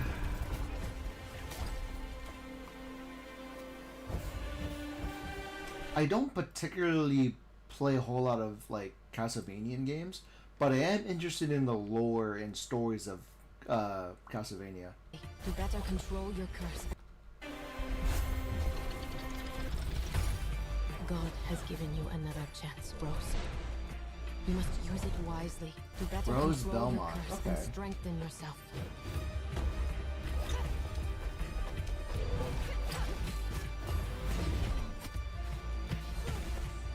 She's a magically inclined Belmont. Okay. You are no more than an irritating thing. What makes you think you can stop me this time? That is exciting though. I like I've this. always wanted a pet Belmont. Stupid girl. I will show you what hell is. I am Rose Death Belmont, itself? and I will hunt the night. 2026? This year? October 2026? October 15th? Series, Xbox PC, Xbox Cloud. Okay. I would like to try this.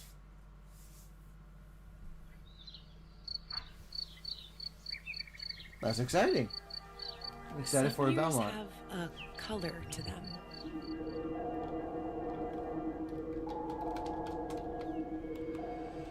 A haze that seems to fill the whole world. Oh, Studio Ghibli? In its Oh, this is glow, cool. That's a nice, cozy You game. discover wonderful new places. That's a nice, cozy looking game. Dear friends you always needed.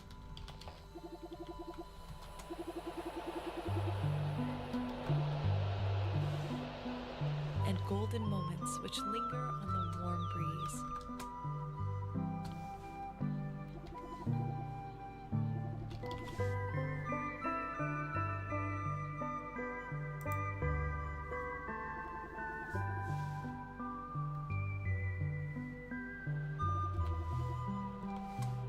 as you live your days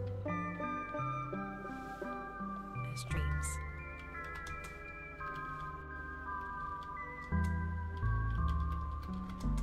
Wait, what?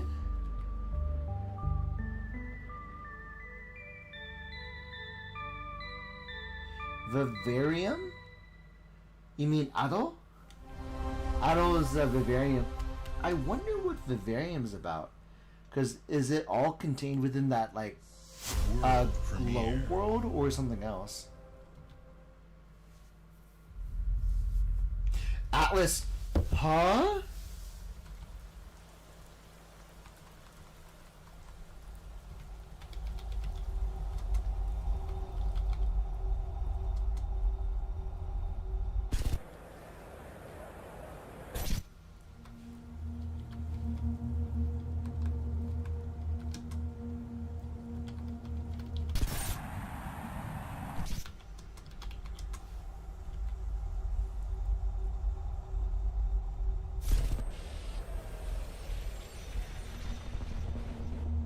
What is all this?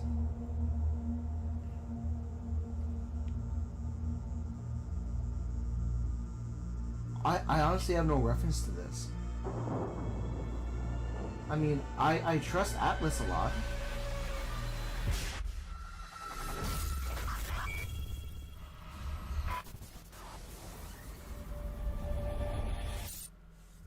What is this?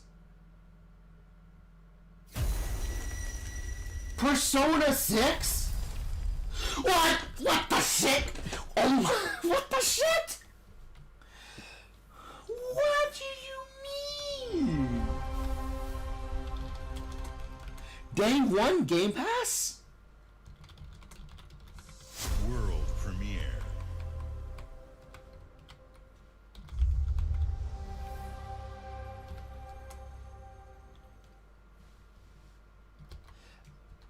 What do you mean Persona 6?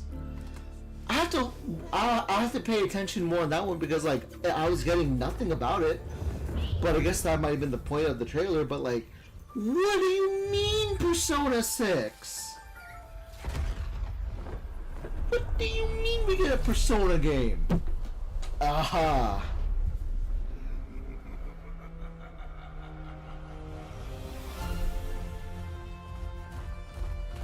God, I'm Spyro?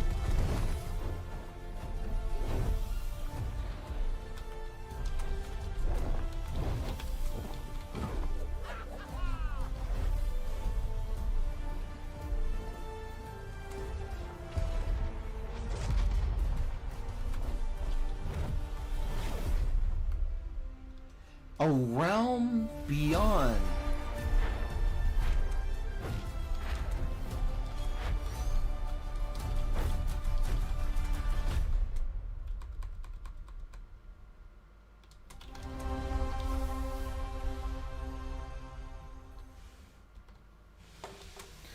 What do you mean Persona 6 game? Oh my god, and Crazy Taxi and Castlevania 2 as well? What is this game? It's my kind of night. What is this? Alarms are ringing. Oh. Bullets are flying. What you do that for? My fingers slip. And every copper in the tangle is on my tail. I feel like I know that. Is this the time rewindy thingy? Come to order.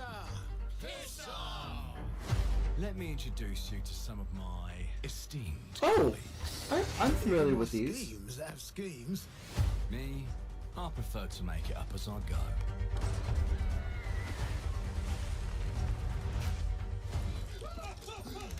Morgan! Oh, you'll have better odds getting through without me. Everyone knows you're easy pickings for someone with any sand. Then give my regards to the Sandman. Okay. Cheap rubbish. He's a tailor? Oh, that's pretty ingenious. Worth two in the grave, as they say. Aw, Hazel, what's up with the face scars? Not here for you. Not here for me. I'm Anne fucking Darrow. Time to lay our hands to mischief. We've been preparing to rob Griswick's vault for months now. We're putting the heist tonight. SS Vault? Morgan, get to that crane to lower the ship. Greetings. I am the Miracle Industries auto-loading crane. If you have the authority, I am at your service. What happens if I fired a few holes in you? The lift is now unlocked.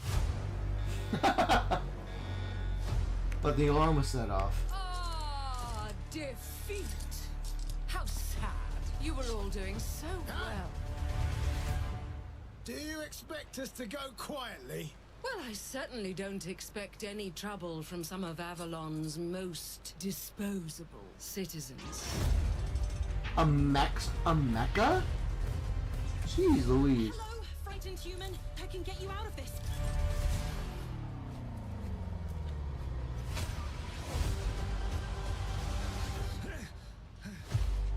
You've just jumped about 25 years back in time. 20? This place, on this day, is ripe for changing the course of history. Time travel? This life ain't one for granting easy choices. But I just found a way to control the past. Change who's in control. Make things unfair in our favor. Brought you a little toy with a big mouth. What a proper little villain. A better villain than you'll ever be, you decrepit old soak. I love it. The blood, the priest, who do we like the least? Oh, it's different how they do ya, the ways they stick it to ya. And when So time travel? Okay. This is interesting. All of it's like so interesting. Nothing's ever given to folk like us, especially not the future. But this time, we've a chance to steal it. What more could an honest thief ask for? well, they're all going to screw you in the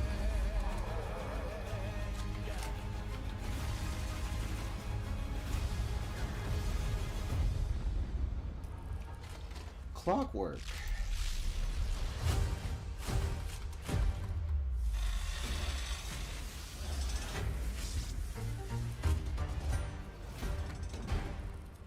Xbox console exclusive. Okay. Okay. Clockwork Revolution is an original experience full of intriguing characters and incredible world building. And it's an Xbox console exclusive coming in 2027. Thank you so much for joining us today.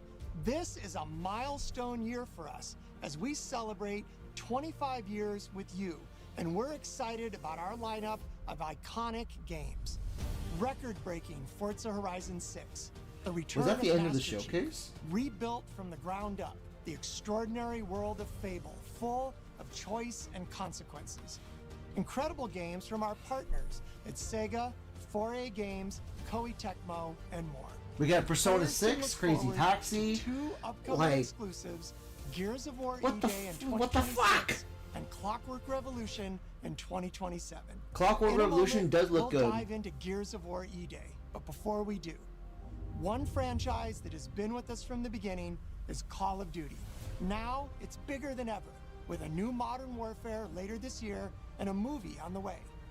Last month, the teams at Infinity Ward and Activision gave us a glimpse of the story and gameplay. Today, they are back with a first look at DMZ, reimagined in a way that only DMZ? Call of Duty can deliver. Okay. I thought you were gonna say Devil May Cry, cause like what the fuck?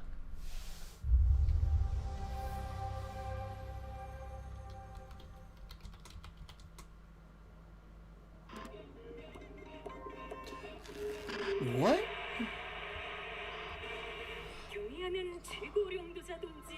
Oh my god! It's that one Japanese game where if Japan was Americanized.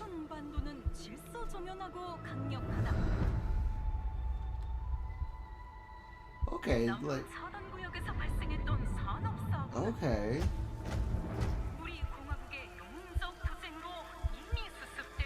This is interesting.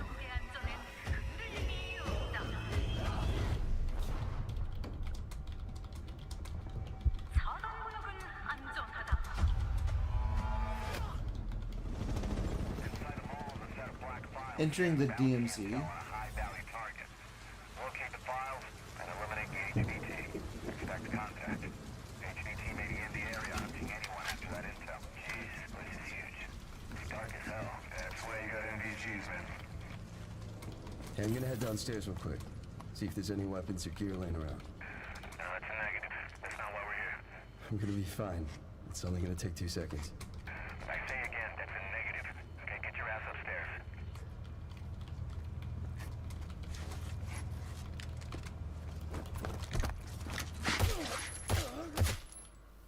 Damn, he's down. Let's go help him.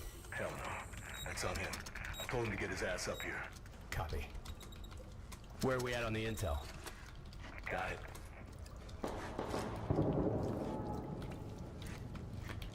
Alright. Let's find that HVT. On you. Overwatch to actual. Letting that intel compromise your location.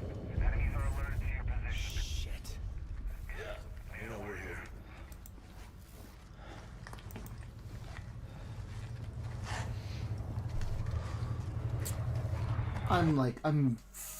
I'm fully blown. I'm so blown. Let me see if I can't skip it. Let's fast forward to the present.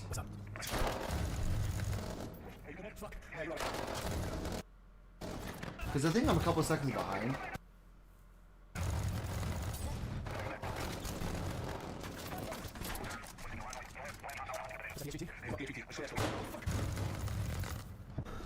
I got you, man.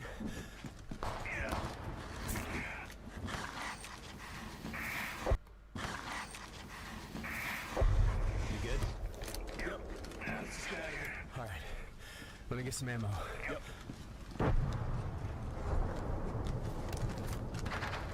Oh, hell yeah. All right. Let's move.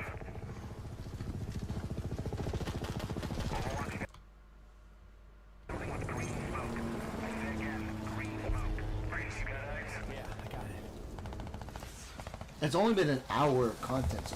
In an hour of content, we got Crazy Taxi, Persona 6, Clockwork Revolution.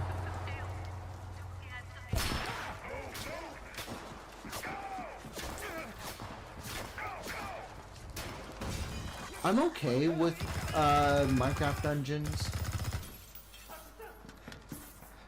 The story trailer for Fabled is interesting for me. I'm pretty excited about that, honestly. I'm inside. Get your ass to the roof right now. Copy. Spyro's been interesting. Please have medical. Oh, thank you.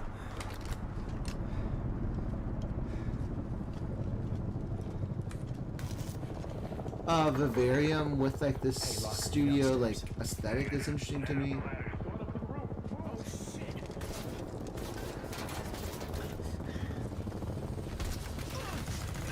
Oh god.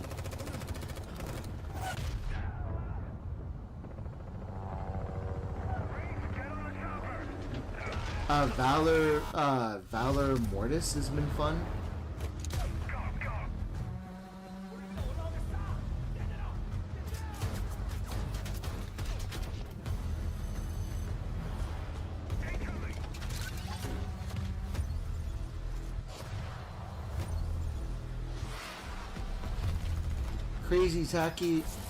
Crazy Taxi was like massive.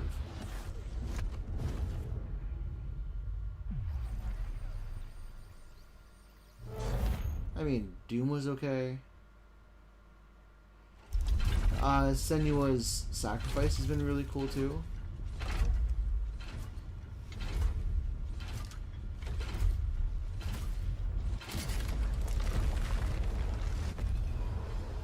Wulong is a nice,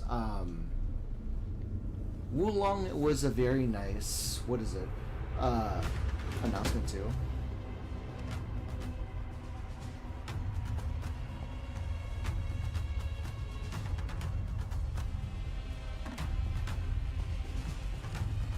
Welcome to the Coalition, here in Vancouver, British Columbia, Canada, home of Gears of War.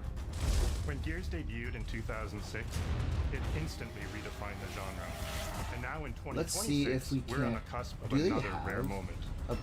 do they have all the trailers released already as they announced it? Okay, we have a lot to like review, but especially Crazy Taxi, and the announcement for where's the announcement? Where's the do you have the trailer for Persona 6? Like I need to dissect that. Like jeez Louise. Let's see. Hold on. We can review that. Hold on. I didn't get a chance to really like watch that properly because I was like so flabbergasted.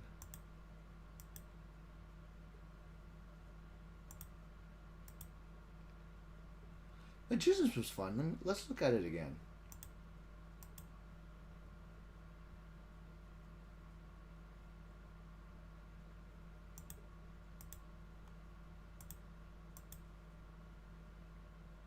Senua's nice. It's nice knowing that we're getting another Senua game because all the previous games were really fun in my opinion.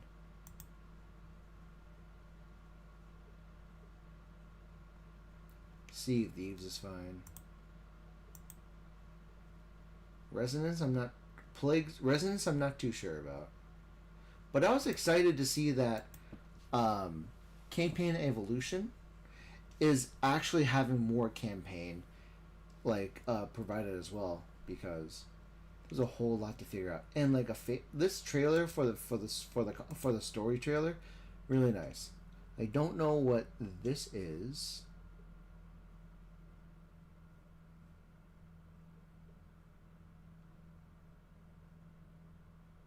Let's see, what else do we have? What else do we have? Because like I'm really excited for everything and anything that has happened lately. But let's see. Because I think they're still focused on the Gears of War Direct, so I want to go look at some of the trailers that I missed out, and I want to do a deeper view as to what they are.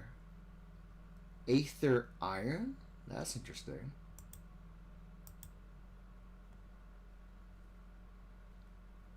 Dark Heresy? That's interesting. Carnival Hunt? What is that?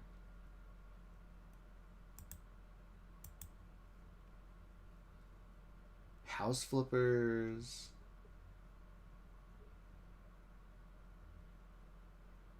Oh, some of these might have been the actual might be the trailers for like what is it? Future Game Show. That's interesting.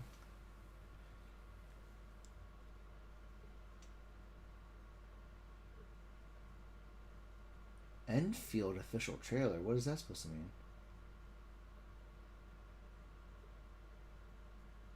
Am I getting close to the stuff from oh yeah, I still need to look at the Monster Hunter stuff.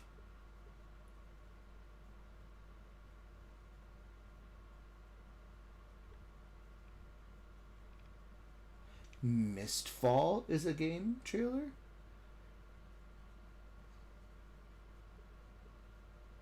Okay, you gotta see this. Gotta look at this thing too about Sephiroth recasting. I'm excited for a lot of it. I'm excited for a lot that's been shown so far. Where Birds Sleep. That's interesting. Let me see.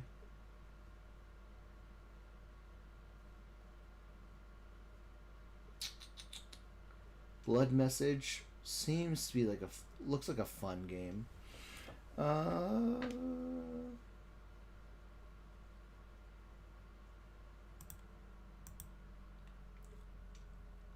Do I need to watch exclusive gameplay? Not too sure.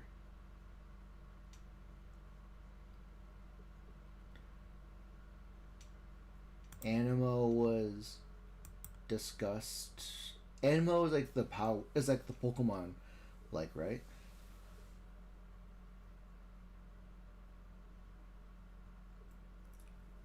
What Korean games are they talking about?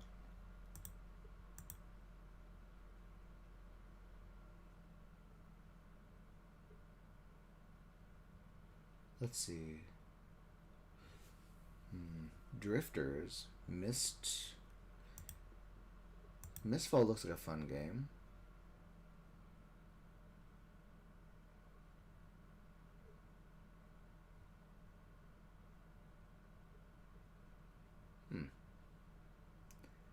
Let's see what else. Dark Deity? That's interesting. What? Gemini. What is this game? Gemini X? Is that... Oh, another... Okay, another official... The Backstage DLC and... The Backstage DLC. That's interesting. Let's look at a couple of these.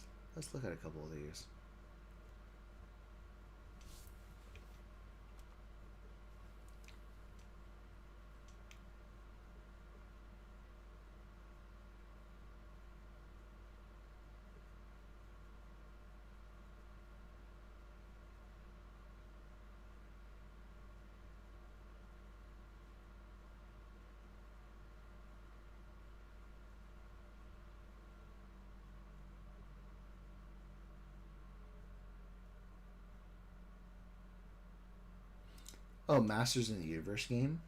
Okay.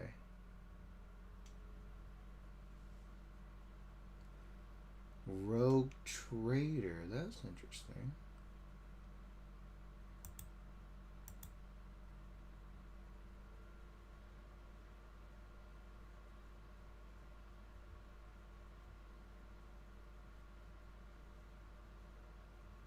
Mexican Ninja? What is this? Sea of Remnants looks like a fun, like, RPG game. I like that.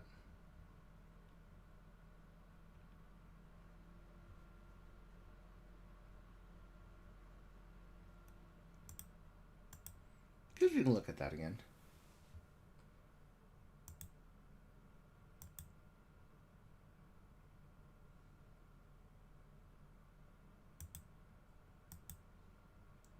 Where Sirens Fall Silent is a trailer? Okay. I need to relook at Veronica too. Jeez.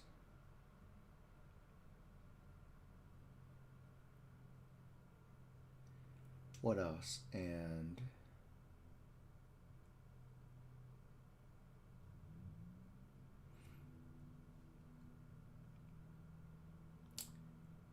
Jeez, there's so much to look at. Jeez Louise.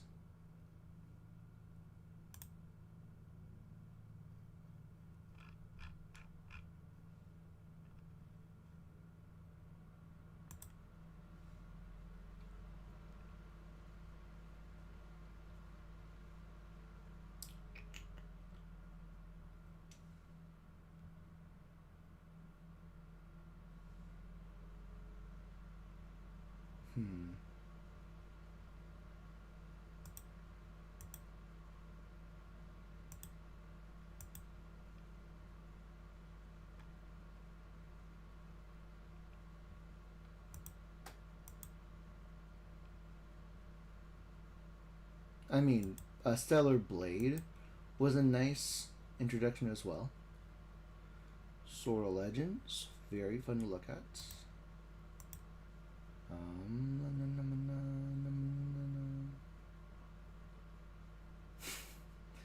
Gotta look at the Tupac thing over again, but like...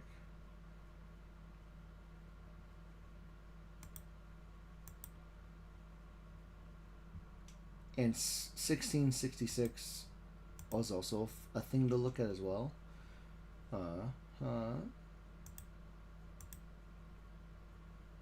Again, I'm super excited for like the announcement of Last Ronin as well. Last Ronin by Platinum Games.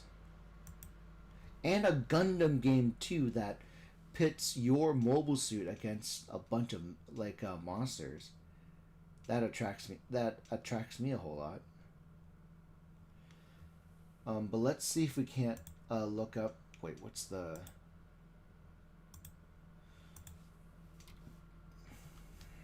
what is it? Future.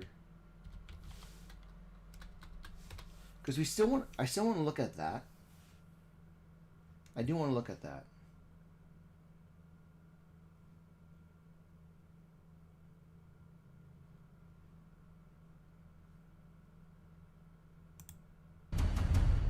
Hello, you gorgeous, gorgeous people, and welcome to the Future Game Show Summer Showcase. I'm Troy Baker, man of a million video games, or roughly there's about. But most recently, I got to play Higgs Monaghan in Death Stranding 2, Jack Pepper and Mouse P.I. for Hire, and of course, Indiana Jones. Are you going to do the theme tune throughout? Yep. Death Stranding 2, just people, and welcome to...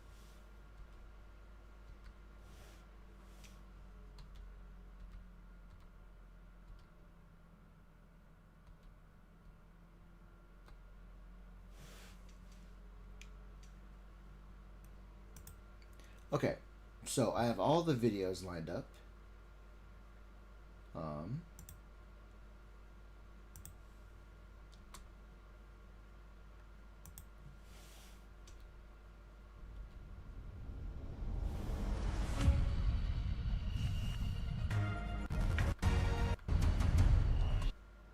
Okay, so again, I missed out on this Future Game Show yesterday because a lot happened. I ended up buying some Magic. I got my money's worth, and let's speed this up. That way, we'll see what happens. I will change the speed if something different happens. Hello, you gorgeous, gorgeous people, and welcome to the Future Game Show Summer Showcase. I'm Troy Baker, man of a million video games, or roughly there's about. But most recently, I got to play Higgs Monaghan in Death Stranding 2, Jack Pepper and Mouse P.I. for Hire, and of course... Mouse P.I., okay. Indiana Jones. Are you going to do the theme tune throughout? Yep. Great. I'm Alex Regan, and you probably know me Alex. better as the female Inquisitor in Dragon Age Inquisition, Alt Cunningham in Cyberpunk, and Leia in Liza P. Overture. And? Liza P. Wait, what? Wait, what? Cyberpunk, and Leia in Liza P. Overture. You're Leia? And? And I'm also Lara Croft in the new Tomb Raider games. That's so fun. She is. She is back, people, and that's video game heritage right there. Well, more on that later in the show, but that does make us two archaeologists on one stage. BAFTA-nominated archaeologist. BAFTA nominated. You've never won, though, have you? Have you?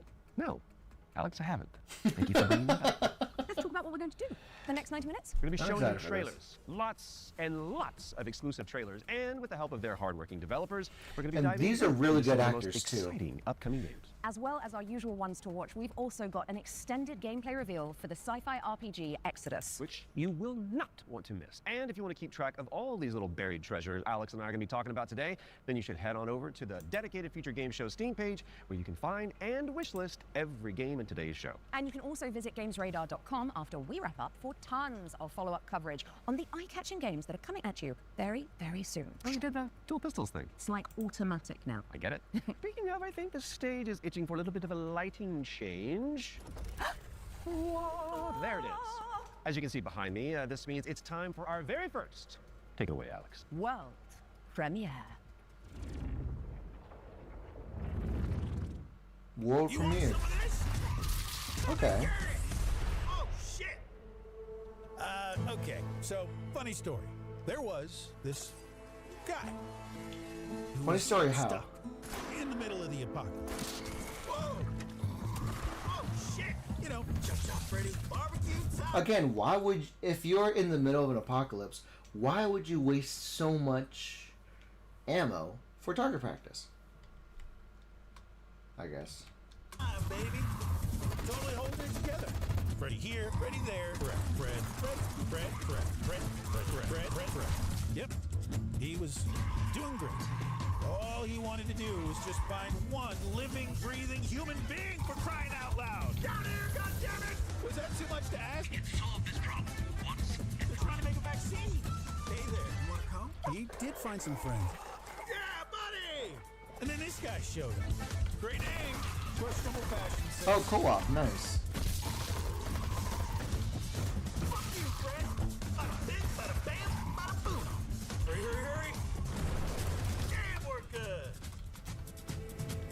getting all this, buddy? The guy in the story? Arizona Sunshine. That's me. Okay.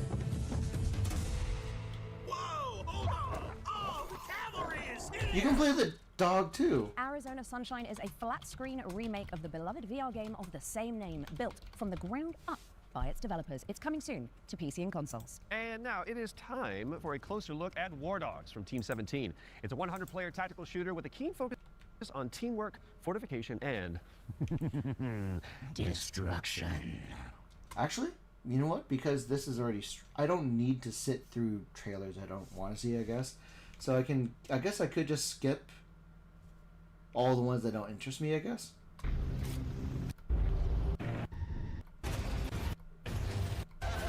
I've never felt more cheat coded than this. War Dogs is coming to a screen near you later this year, but the good news is you can wishlist it right now on Steam. Okay, in our next game, you play as a former detective who visits an isolated place where all is not as it seems. Been there. Wonder if there's a girl named Elizabeth involved. There isn't. Okay. Here is a brand new trailer for The Pines. Okay. You are hopeless. Helpless. It's sorry, I love Alex's portrayal in some of the titles that she mentioned. So it's just funny. It's also fun looking at Troy Baker get his nut punched several times on screen too. Heartless. Wait, is that what is it? Mark Wahlberg? Is that Marky Mark? Why didn't you help me? The Pines, okay.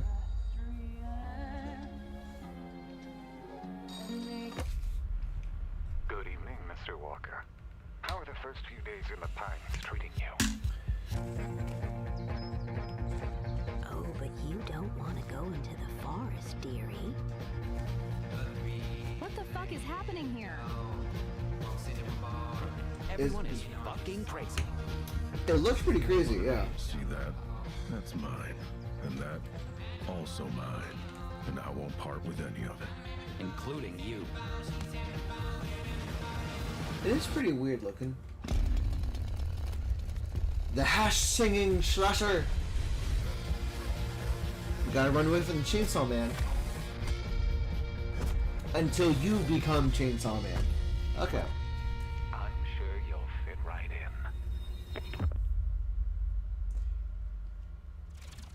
Okay. And The Pines is coming to PC in 2027. And I am excited. Talk to me, Alex. What's up next?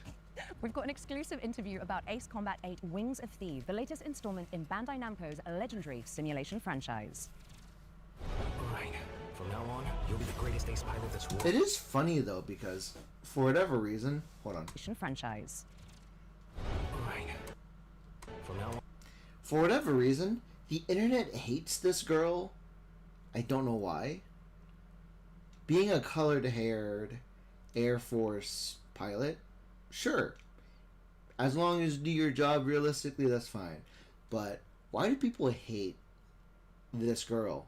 Because there's a video by Revdez, and I'll figure it out later. But what's wrong with her? I don't know. You'll be the greatest ace pilot this world will ever know. Hello, I'm Kono. Again, I respect you guys, but I don't plan to play this game personally.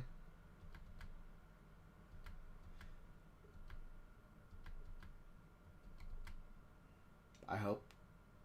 It's exactly It's like not that Godzilla landing. We've also damage and S good.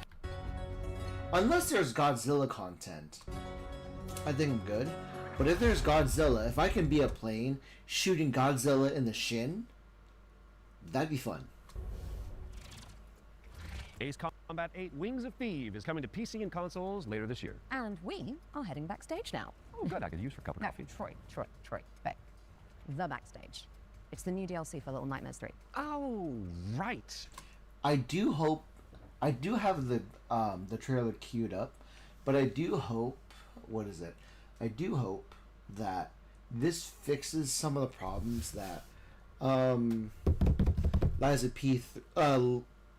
Little Nightmares 3 had, because it almost feels terrible where it could be all imagined, if that makes sense, because you go through the trials and tribulations of the character.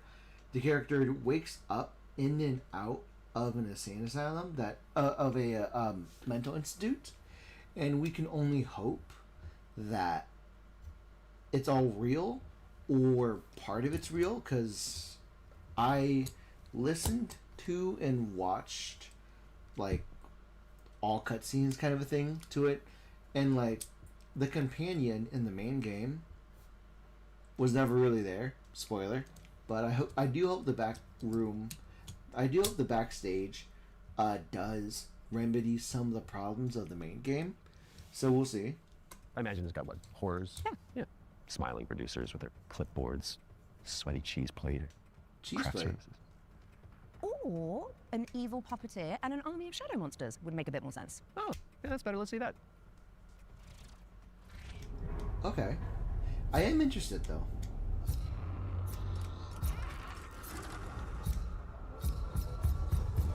Oh, you're back. Are you being puppeted? But I guess if that's the thing. This is the main character's best friend. And I do hope this character... I do hope for the best.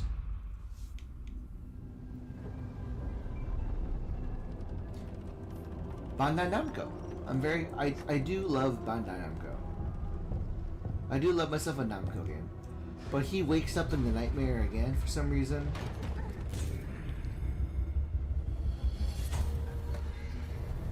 And for whatever reason, her hat is helping them a lot, I guess.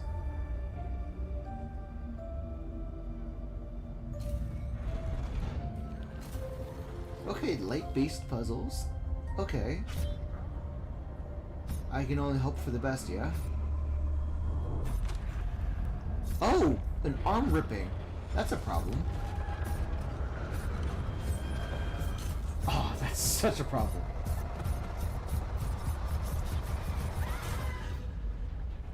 Spam the like button enough time. Oh no!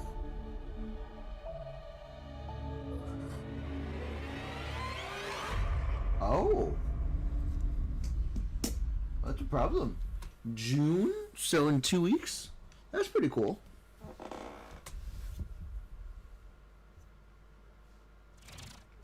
And the backstage is a brand new DLC for Little Nightmares 3. Where you can explore the dark underbelly of the Carnival in solo or co-op. So you really should reach out to your most fearless friend ASAP, because it is launching on June 12th for PC and consoles. All right, now it is time to check out Engine Fall, a post-apocalyptic extraction shooter set on a series of colossal megatrains. It's like Snowpiercer with crafting. Ah.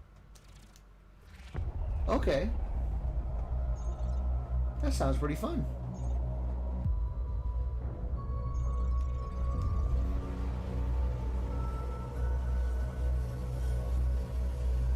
Oh, that's a big train.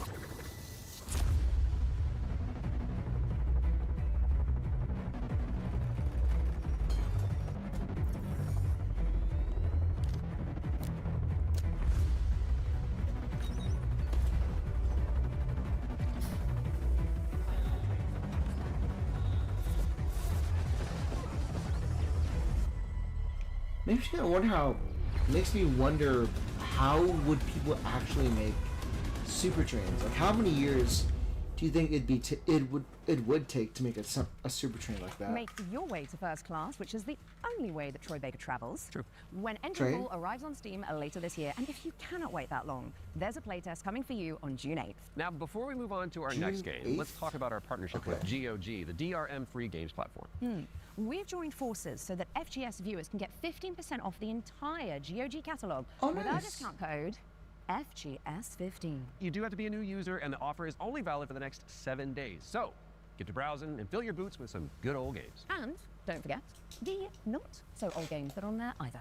Okay, let's check in on the upcoming remake of Gothic, a genre-defining RPG from the early 2000s. Now, if you like medieval adventures like Kingdom Come Deliverance or The Witcher, this next one is definitely for you.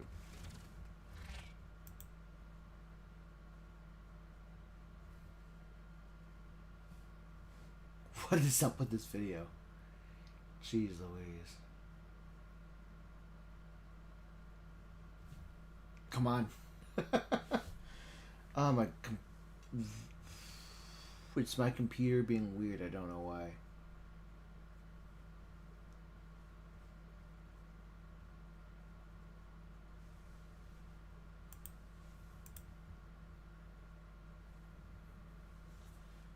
Again, what's up with my video? What's up with like the game? But sure, I don't think my stream's having a problem or the recording, but I do have the browser's being it's having a problem.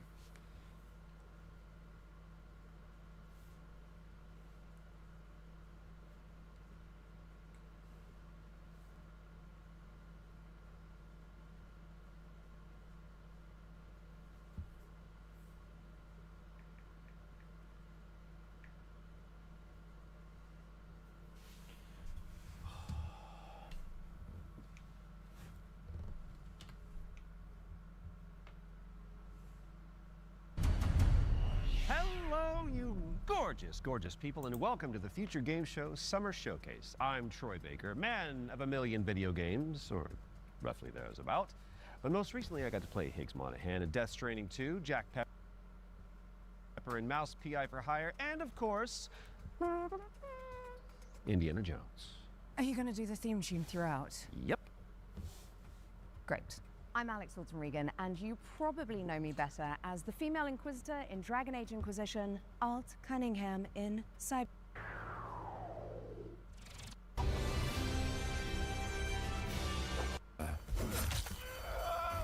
No one knew. Oh, that's rough, buddy. Gothic 1 Remake is out now on PC and console, so go check it out after the show. Okay, now for something a little different. You have definitely heard of Sky, Children of Light, the cozy MMO from the makers of Journey. Well, we are pleased to reveal today that they're creating a brand new game experience based on the life and legacy of the legendary painter Vincent van Gogh, which is Goth. Let's take a look at this Van Gogh MMO, shall we?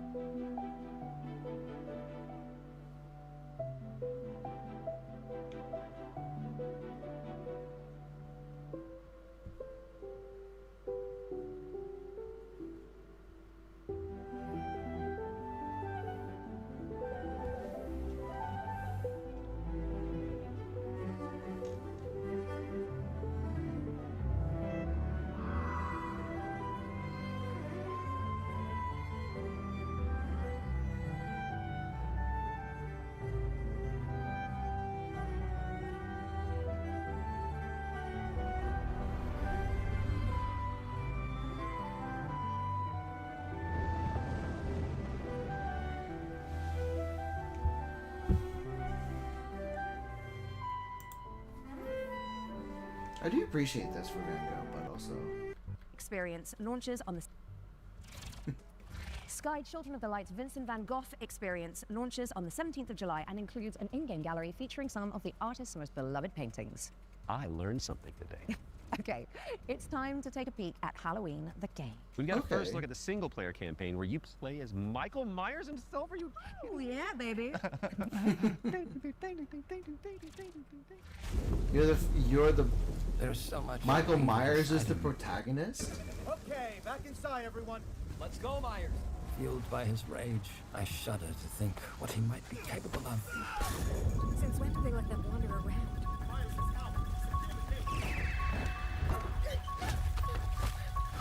He just I knew what would come leaves? next. Every soul unfortunate enough to cross Michael's path would suffer. Okay. No one knew of the evil that was walking among Interesting. them. Unreasoning. The serial killer, the killer being the protagonist. Sometimes I think the truth was something much more terrible.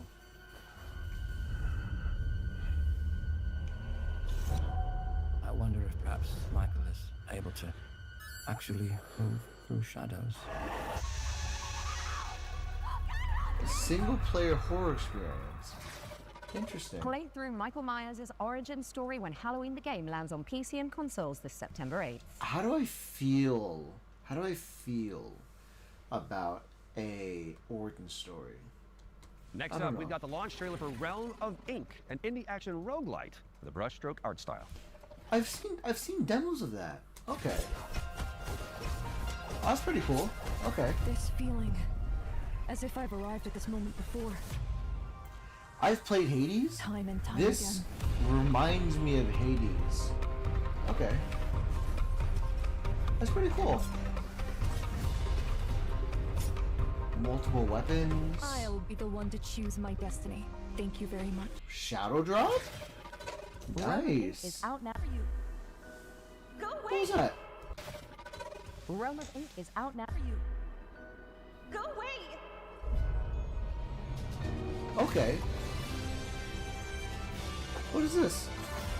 If I remember correctly, people were talking about this game like a Kingdom Hearts. More Kingdom Hearts. Okay.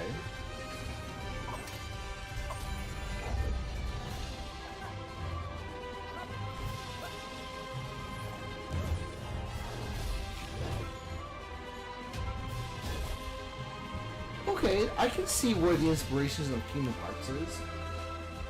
Or like the elements of Kingdom Hearts could be. I won't leave without a mirror. I need to find her.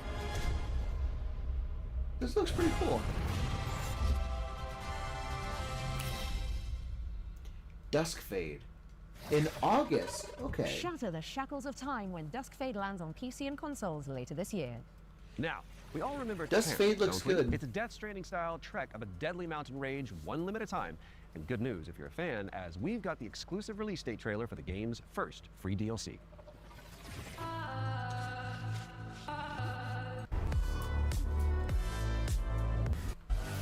I don't think I'll play this. It's coming soon to PC on Unraveling Mysteries. Folks, the rhythm isn't just synchronization. Okay. It's the weaving of two minds into one. Remember, you're two pieces of one puzzle. Go! Okay. This looks kind of fun. Toy cars, video games. It looks like Split Fiction, but with cars.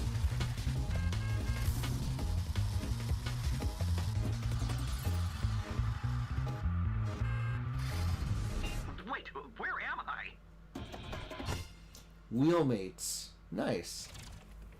That looks Wheelmates is fun. launching later this year, so you can check it out with a friend in tow. That looks And fun. now for something completely different. We've got a cinematic trailer for the anime shooter WTF, which stands for what? Waifu Tactical Force. Oh, don't you just love acronyms?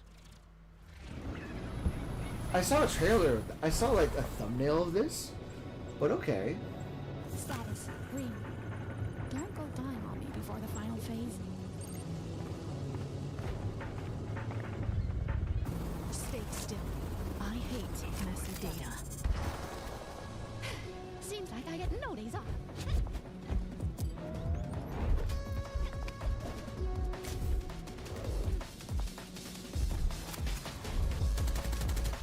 Okay, Waifu Hunters. Okay, it's a FPS.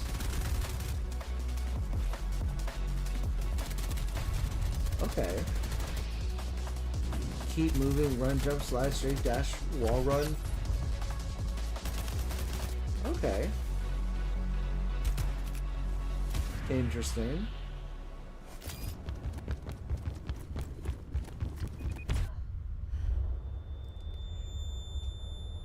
Pretty much a game where you're all beautiful chicks shooting each other. In my airspace.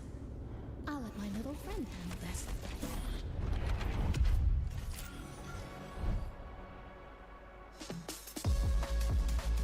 Playtest now? I mean, that looks kind of fun. Playtest opens until June 9th, so in 2 days. Grab some friends and jump into the live playtest for Waifu Tactical Force after the show.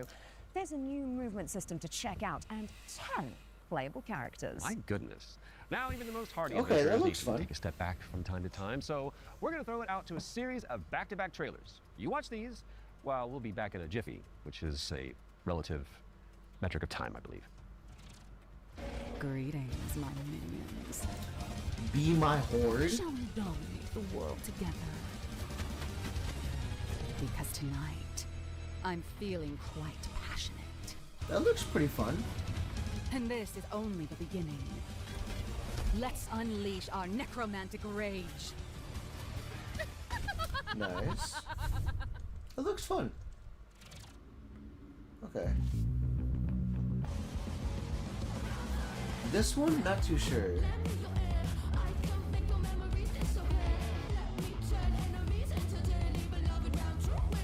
Okay. I sense the sinking high. Oh? Ooh. Vessel. Keep your chin up. Oh, that's pretty sick. Ico styled Prison of Husk. Wait, an Ico styled like monster, like Souls-like. That's pretty. That's, you know, I like the aesthetic. I like the aesthetic.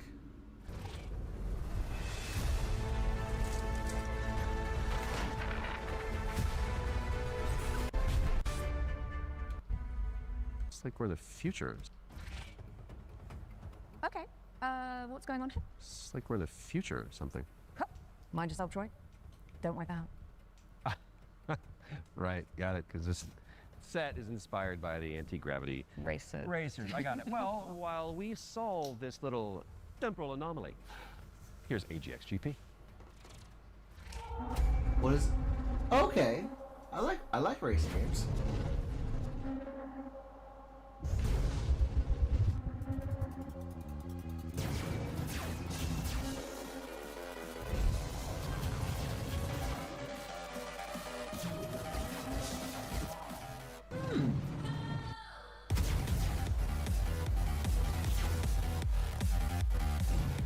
Okay, this looks kind of fun.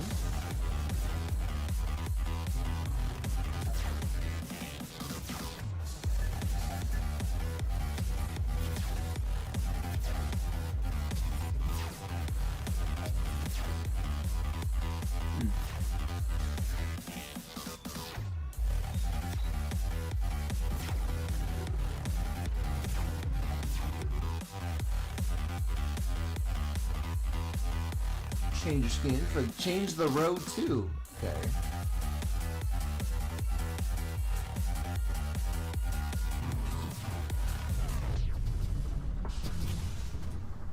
Slow-mo feels. Oh, slow-mo's a power. Okay. AGXGP, not too bad. Demo's out. AGXGP is coming soon to PC, so add it to your wish list and make sure you check out the demo, which is coming on Monday. Quick question for you, Mr. Troy Baker. Yes. Have you ever wanted to be a center guitar? Actually a dream of mine. It's very strange of you to bring that up. Well, I've got good news for you, and I've got some bad news as well. So the good news is that the next game that we're going to announce lets you fulfill that fantasy. I'm listening. But you're stuck inside a haunted music school. There it is. And all the teachers are trying to kill you. Classic.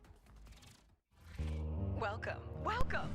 We are absolutely thrilled to have you here at Harmonic Heights. Okay. The cassette tape aesthetic in the background as a boss looks kind of fun. No matter what happens, I want you to know I always loved you. Remember? What is... What? Hello? What kind of... The school. Things always look strange here. Okay. I was wondering when you'd finally find time to pay me a visit. The only way for What a is student this? to leave Harmonic Heights is the winter recycle. Scattered around the school are talent canisters, each containing the very essence of brilliance and potential. What are these things? I don't know, Fred. Nobody does. You've given me no choice. You made me do this. Okay. What is even my character? Don't bet, it's a world of mystery. Don't bet, strum along and you will see. Don't bet, doesn't matter what you want to be. Okay. Even though you're gonna die, don't bet. C sharp or B flat. That's a drum joke in Don't Fret. Mark your calendars for It that looks one. fun, And now actually. it's time for another I one enjoy for that. World premiere. And this one is a side-scrolling platformer starring a very beloved Belgian comic book character. Let's check it out. Oh.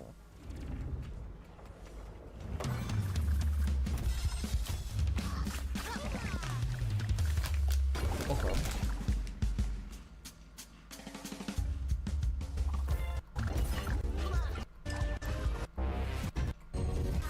Marsupilami 2 Salsa Colombia. Try saying that one.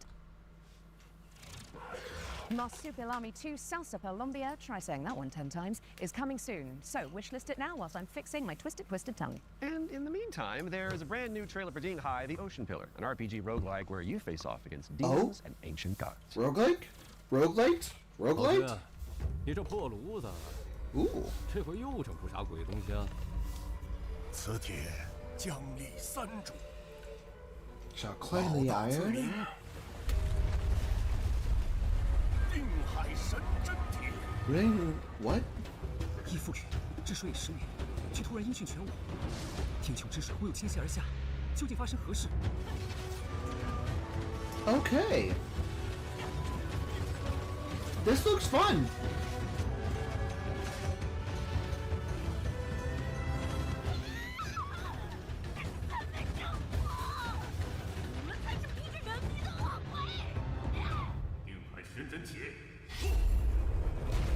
Okay.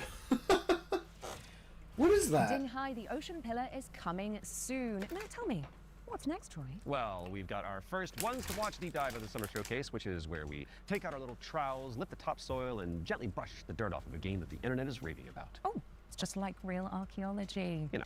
But with less paperwork. True. And what better place to start than the golden age of piracy with the helps from our very talented friends at Ubisoft. Let's dive into the world of Assassin's Creed Black Flag Resynced.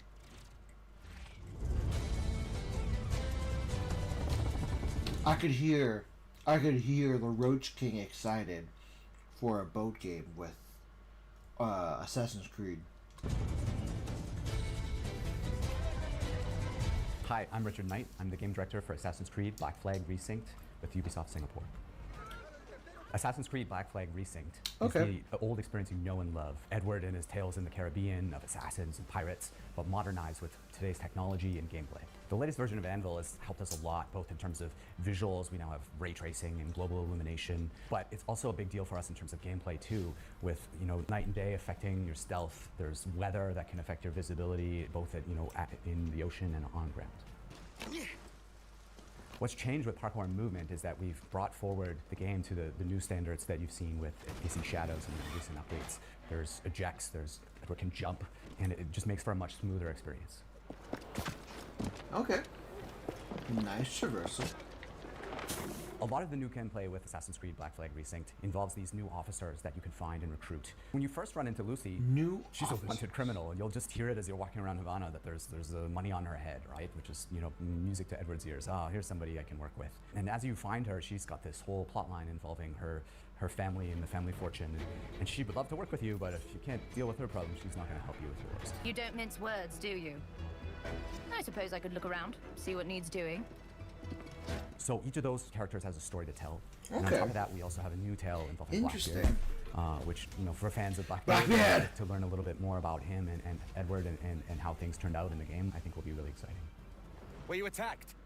Other way round. It were Blackbeard who struck first. Opened fire on a British man of war, the pillock. When we were going to remake Assassin's Creed Black Flag, we had to focus on something, and that focus was Edward's story. If we can't nail Edward's story, there's no room for anything else. And so we put everything possible into nailing that. So we still have a modern day gameplay and story to tell, but it's Modern day now gameplay kind of in the name. It's for not a just refreshed Black Flag title. Remake, it's Black Flag Nice. Resynced, right? So we're the next modern AC, and so our modern day continues from what players may have seen in Shadows. That's pretty interesting. Pretty excited. So they're trying Of to course, we brought back the underwater diving sections from the original game, where you take the diving bell and you see how beautiful the Caribbean can be when you're underwater. But the other thing we've added is now you can swim anywhere, just like in any modern AC game. So sometimes there's treasure to find, certain quests. There could be a certain cave you're looking for, but it's also just about freedom of approach.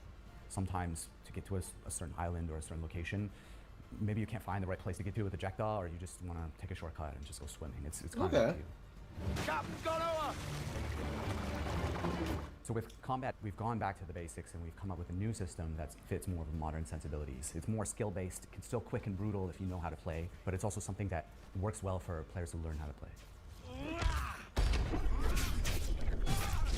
The core with us with Naval gameplay was to keep that spirit that it had from the original. You know, if it ain't broke, don't fix it. But we added a little bit more now with officer abilities that had cool things like the ability to brace perfectly and take out a lot of damage.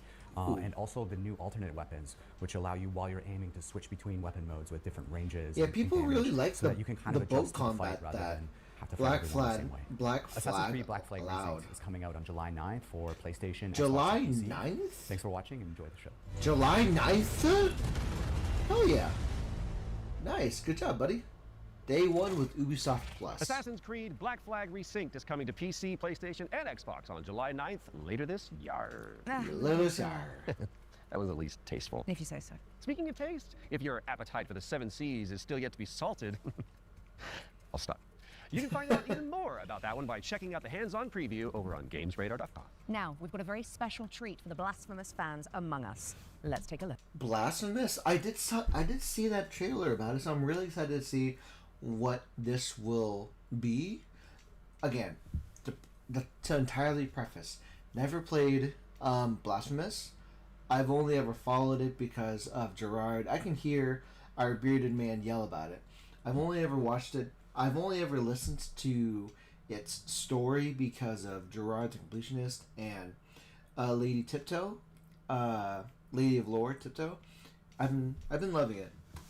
I can't play it. I love the content.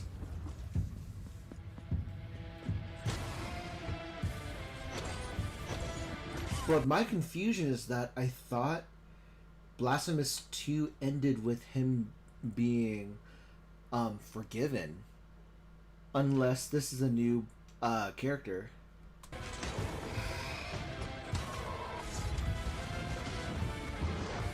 This castle has a life of its own.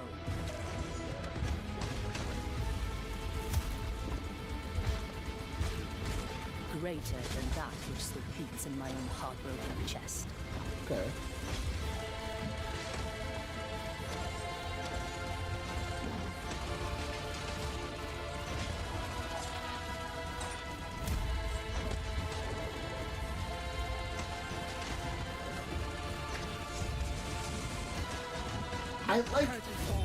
I like everything that I see. I like everything. The Third Sin. Blasphemous. Oh no! Blasphemous 2. It's a DLC. Free update. Okay. That's right. Blasphemous 2, The Third Sin, is a free content update that adds an entire area to the game. And it's out now, so you can play it. And let's be honest. Oh, that's good. It adds content, but doesn't affect the ending. That's pretty cool. With all the new enemies, probably die a lot. Right after the show. Best of luck. Okay, that's pretty cool. Defender of the Crown, The Legend Returns, was revealed during our spring showcase earlier this year. But we've got a first look at A King Egypt Adventure 6 edition mode and introducing Pasture of England. Consoles later this year. Okay, try it fast. Nations at war. Nah, good. It's launched. Visit They Will Come, a steampunk. for more info. Now, let's check out the release date trailer for They Will Come, a steampunk stealth game set on a vast airship. A stealth game, okay.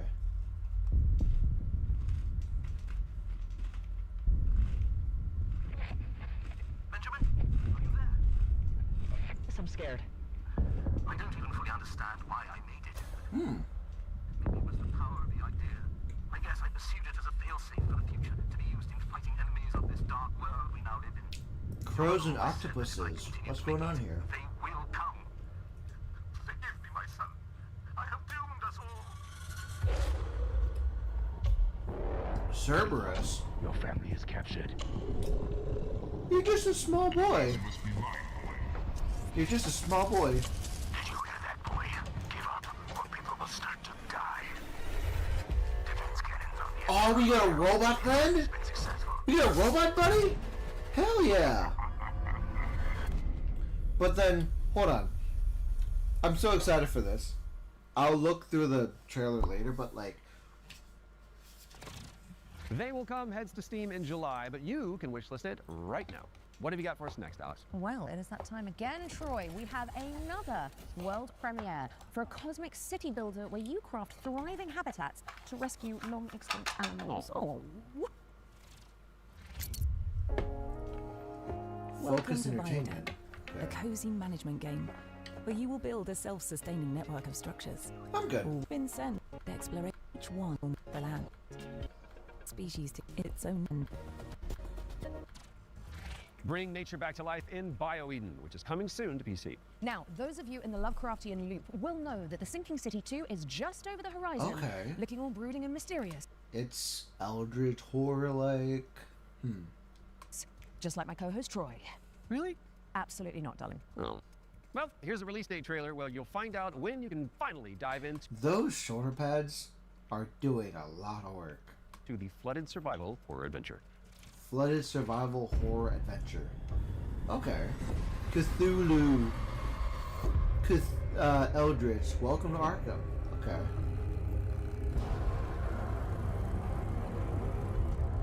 Where Cthulhu mythos manifests.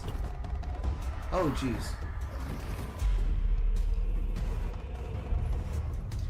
It's an investigation and survival. Okay, okay. This looks pretty cool.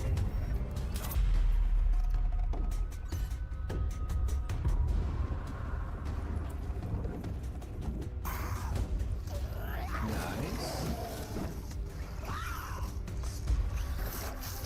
This looks fun.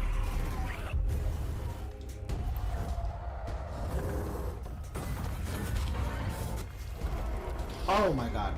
Okay.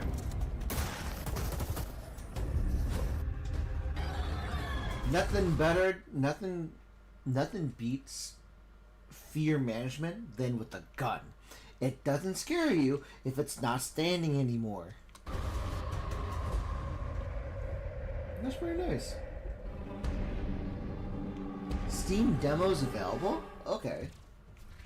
The Sinking City 2 is just a few short weeks away, and there's a demo available to play right now on Steam. So go check it out. Just don't listen to the Call of the Void whilst you're in there. Pro tip. Time to lock in, folks, as we get a world premiere up next. Now, this one is an attempt to revive that golden era of early skateboard games. You know, when Tony Hawk was at the peak of his powers. And who better to tell you about it than Stair Meyer, one of the world's most talented modern skaters and an Olympic hopeful to boot.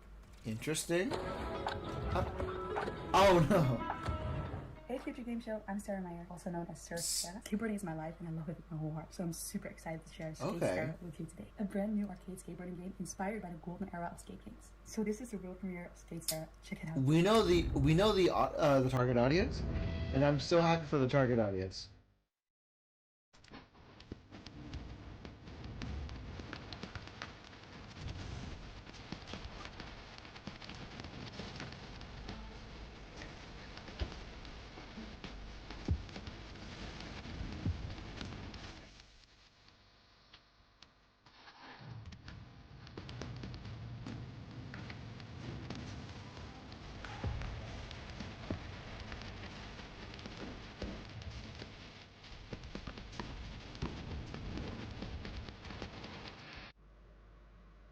How would you even enunciate it? Wishlist at the ready because Skate Stair is coming to PC and consoles later this year. Now, how's about an exclusive trailer for a new expansion coming up for one of my personal favorites?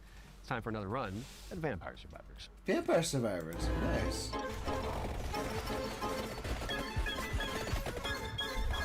Hi, I'm Luca Galante, accidentally made Vampire Survivors, and I'm that's a cool mask. Expansion of Vampire Survivors called Emerald Diorama that was very expensive to make, but we gave away to the players for free. And so I started for a way to do some spin-offs maybe.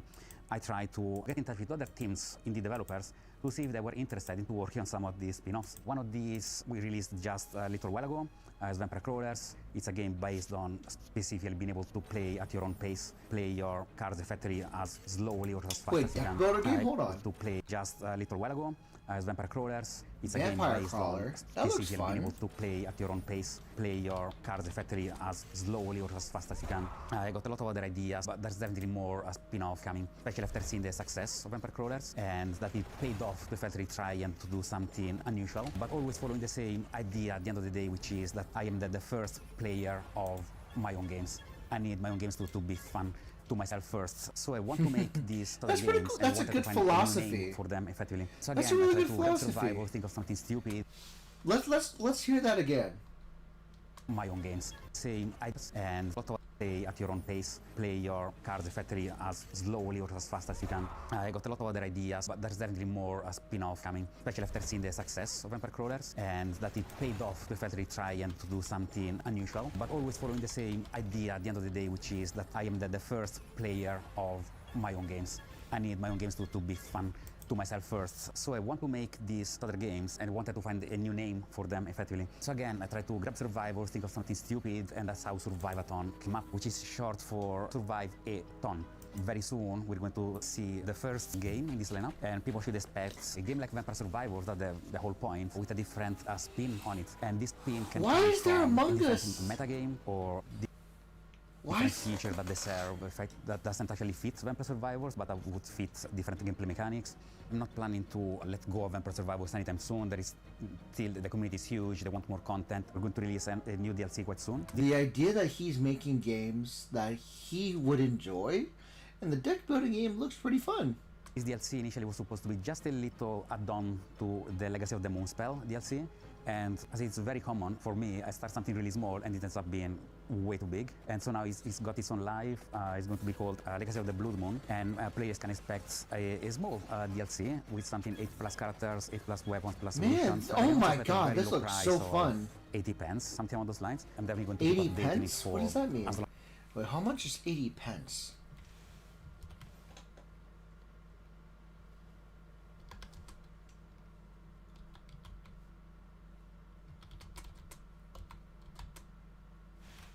Oh, PNCE.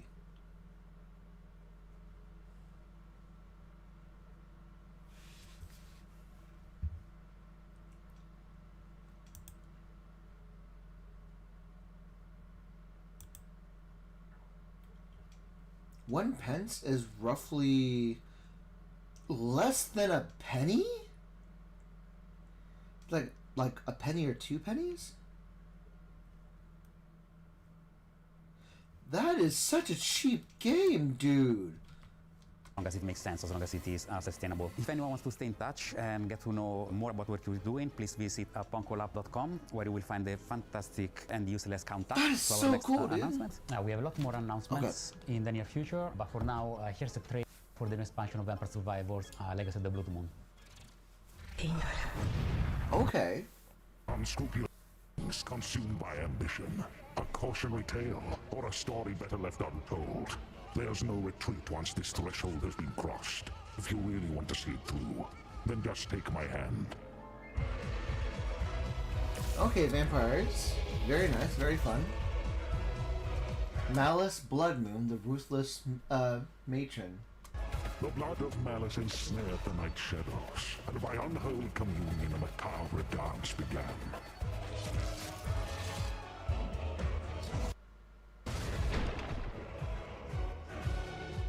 As all dawns and twilights of the world paint the moon red, reality shatters and insanity ensues. Okay, okay. Ashtad found the immortality she sought, but only in the flesh, her soul taken as a toll by the abyss. What is this?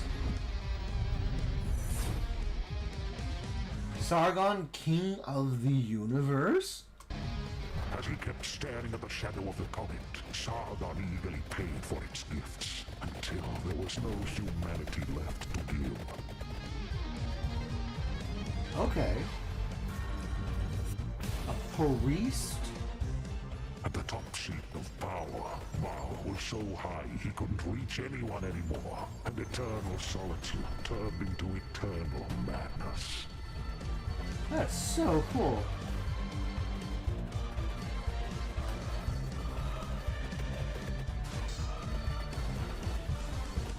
Legacy of the Blood Moon, an accidental Vampire Survivors expansion from Punkle. What do you mean accidental? Calling it an accidental? An accidental Vampire Survivors expansion from Punkle. Coming soon. That's pretty... I mean, I'm so happy by Punkle. We should play more games. Prepare your wish list because Vampire Survivors Legacy of the Blood Moon is coming to PC and consoles later this year. Now, here is another, wait for it, world premiere. And it pertains to one of last year's truly best games. Let's check it out. Entry 3452, 2 days until sunrise. Oh? Scientist Jan S. Dolsky. If I never wake up again, know this. The Oasis survives, even under the destructive sun. The Oasis! I must go underground. Next entry, another 13 years. If you're still out there by that time, don't give up. I know it's trying to tell us something. Next cycle, we need to be better. Okay. Altars?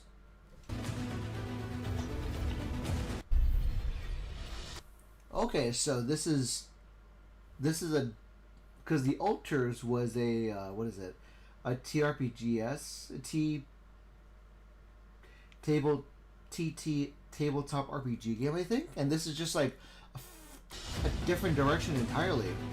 Okay. This is a very different direction from the original Altars game.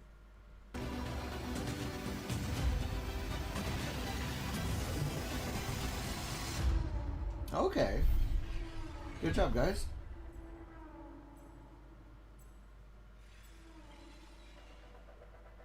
Yeah, that's what I was thinking of. Alex Jordan and Jan Scientist fans rejoice. The Altars is getting a DLC expansion called Last Variable. DLC? No. And now let's take a look at Anemo. It's a free-to-play creature collecting RPG. Oh, important question. Is it full of adorable little guys? I really like adorable little guys. I mean, have you seen what's happening on the screen behind you? Aww. Let's play the trailer. Well, hold on. I really like adorable little Creature collecting RPG. Oh, important question. Is it full of adorable little guys? I really like adorable little guys. I mean, have you seen what's happening on the screen behind you? Oh, Alex. Aww. Let's play the trailer. Okay.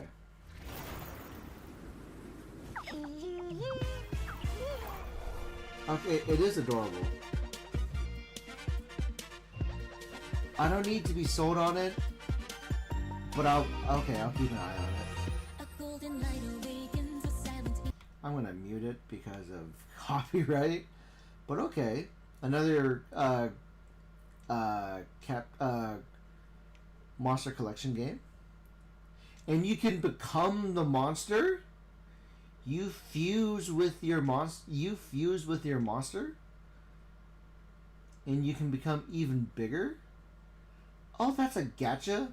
That's a capsule gachapon monster. Interesting. Okay. Okay, you can transform into, you can fuse with your monster. Okay. Interesting. You can have Pokemon battles as well, and you can transform into your Pokemon too. Interesting monster capture game.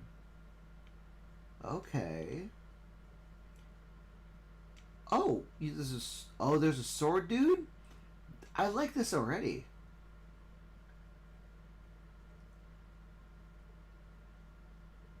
I like this a lot already.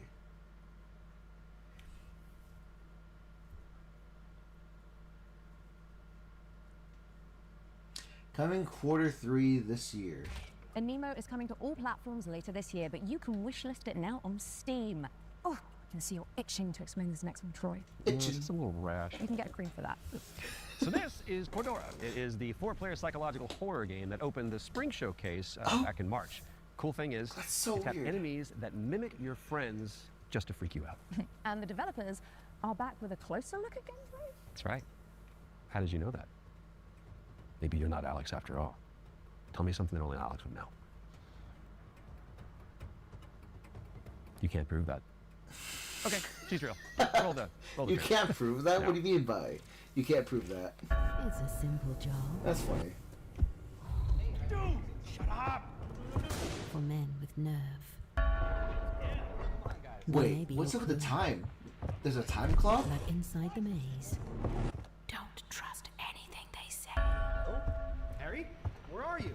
I'm here. Harry? Mike? Wait, there are roses. Mike, I found the radio. Cool. I'm here with Harry. What? Harry's dead. Mike? the night will twist your words. Okay. Keep straight. You'll find Mike. And take your body. Where are you? Mike, is it you? There are roses. Are you alright? Joe? I'm here with Harry. Oh, crap. To hunt you down. Oh, that is freaky. For you see, Okay. Cordura. You know, that's fun. That looks fun. Cordura is coming soon to PC and PlayStation, and what do you know?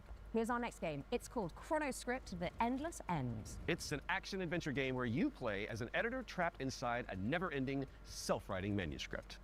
Kind of like what developers feel like working with me. Shueisha? Ah, you arrived earlier Okay. than expected. Welcome to my writing room. You must forgive me for breaking our promise. The manuscript is still incomplete. What?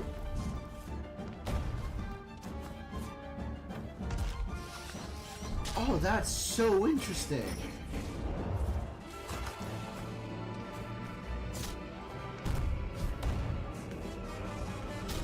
(2D drawing?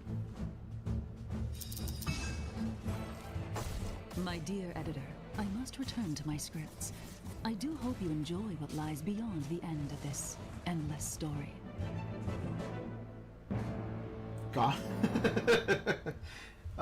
Gothic writer.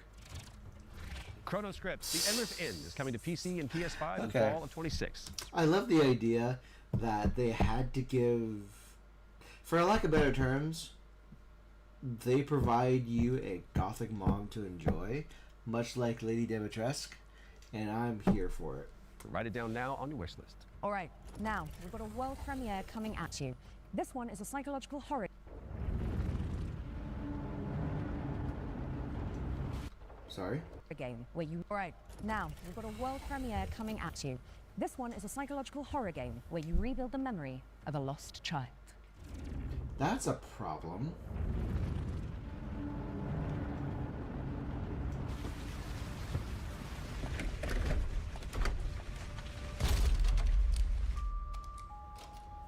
Why'd you have to kick it? Told you I was gonna fix it.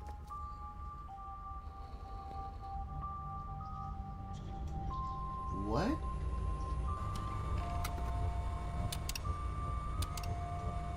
I was right in about a lot of the indie games, but jeez Louise.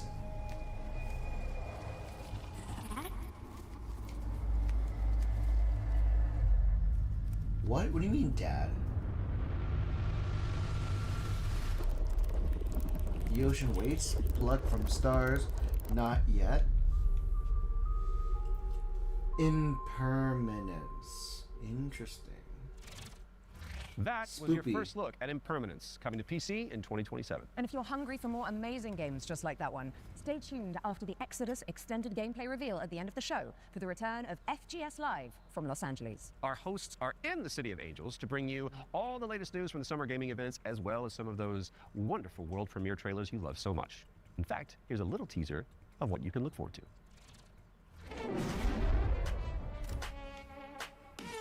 Okay, Los Angeles. We got a shark.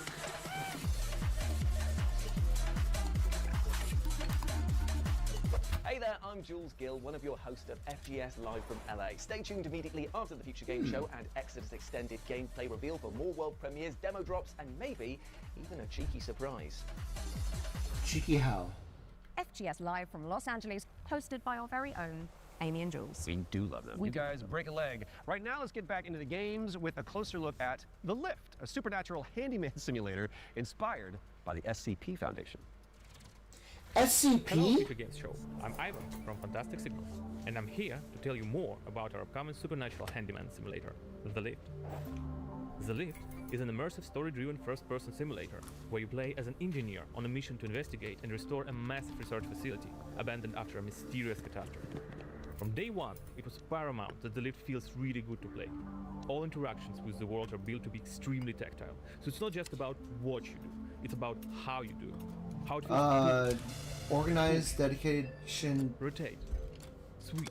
Remember, like, it's like by SCP Foundation, I'm thinking clandestine organization dedicated to contain dangerous and incomprehensible horrors, keep them safe from the light of day or other people. It's pretty cool. Okay. Clean, screw in, click, tune, tight. All these engineering verbs are at the very core of the gameplay loop, and every action is elevated through responsive animations, fine visual effects, crisp audio design stuff. to deliver Wow. an almost ASMR-like. Mark will love this.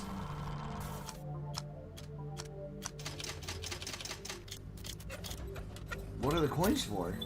You'll be repairing a variety of things in the lift. We divide repairs into 3 categories. The first one is basic mechanical or cosmetic repairs, changing light bulbs, fixing a crooked chair, or patching the walls. Simple, but always satisfying. The second category is electrical devices. We have developed an ecosystem of electrical and mechanical components that you can assemble. You can find, craft, and unlock many different parts used to bring the machinery back to life. Okay. All devices are connected to the electrical grid, and sometimes you will need to reroute power from one point to another or disassemble a machine to get parts needed elsewhere. It's not a bunch of preset puzzles, it's a deep, open-ended sandbox system that you will need to master by improvising and thinking outside the box. The third category is what we call boss devices. These are large, multi-step projects that are even more complex and usually involve multiple machines and environmental repairs. Like, for example, the interdimensional antenna. You will fix its subsystems and will be tuning its settings to get the signals you need for your adventure. And of course, there will be a massive payoff at the end of the repair. I can only hope so. Has its own boss device. Some will be unveiled in the upcoming months. Some you'll have to uncover yourself when the game launches. I'm excited to hear Lift when is Mark launching on plays PC, this. PlayStation 5, and Xbox in 2027. If you're 2027? interested, please add the game to your wishlist. And if you want to help us shape this adventure, sign up for a closed playtest on Steam for a chance to play the newest in development build. The playtest begins on June 14th. Thank Okay. you, and enjoy the rest of the show. Let's sign up for that. Hell yeah. The Lift is coming to PC in 2027, but you can and should wishlist it right now on Steam. Our next game is technically a theme park simulator, but there is a morbid catch. Oof. Never-ending coasters? Salty fries? Expensive bottled water? Not quite. The owners are trying to eat the guests. Oh, that's a new one. Here's wow, My Cannibal Family. Did you hear the mob dumped one of their own in this goo? Not just that. I heard a flesh-eating creature crawled out of it. Huh? What's up with the video? Jeez. Oh, the lift is like an SCP thing. There's the lift, underside the lift, underlift demo.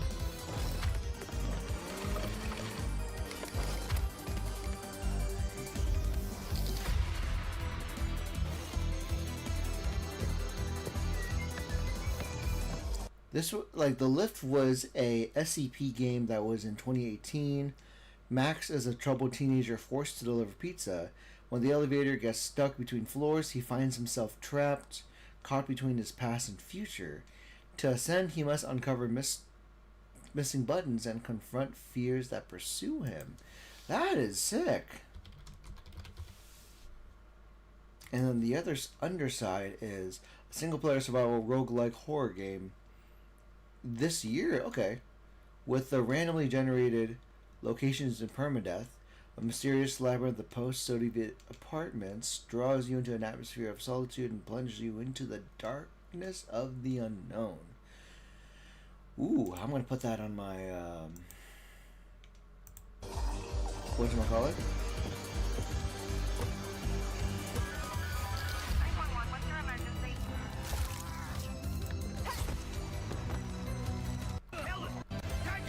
I'm good. theme park and corrupted by the blood of Oh. fantasy extraction game where you team up or go solo to take down enemies corrupted by the blood of the gods. This is Mistfall Hunter.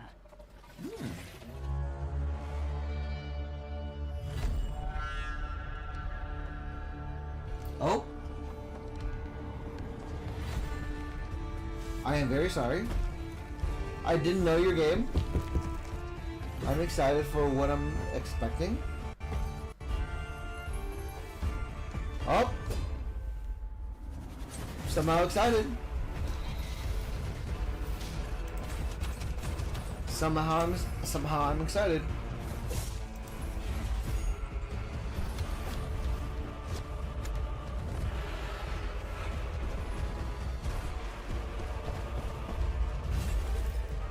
The game is available June 14th. Nice, nice, nice. I'm Set a excited. reminder for July 29th when Mistfall Hunter lands July on PC, PlayStation, 29th. and Xbox. Right, I think it's time for our next Ones to Watch deep dive. Troy? Indeed it is, and here is an exclusive interview with Saber Interactive about Clive Barker's Hellraiser revival.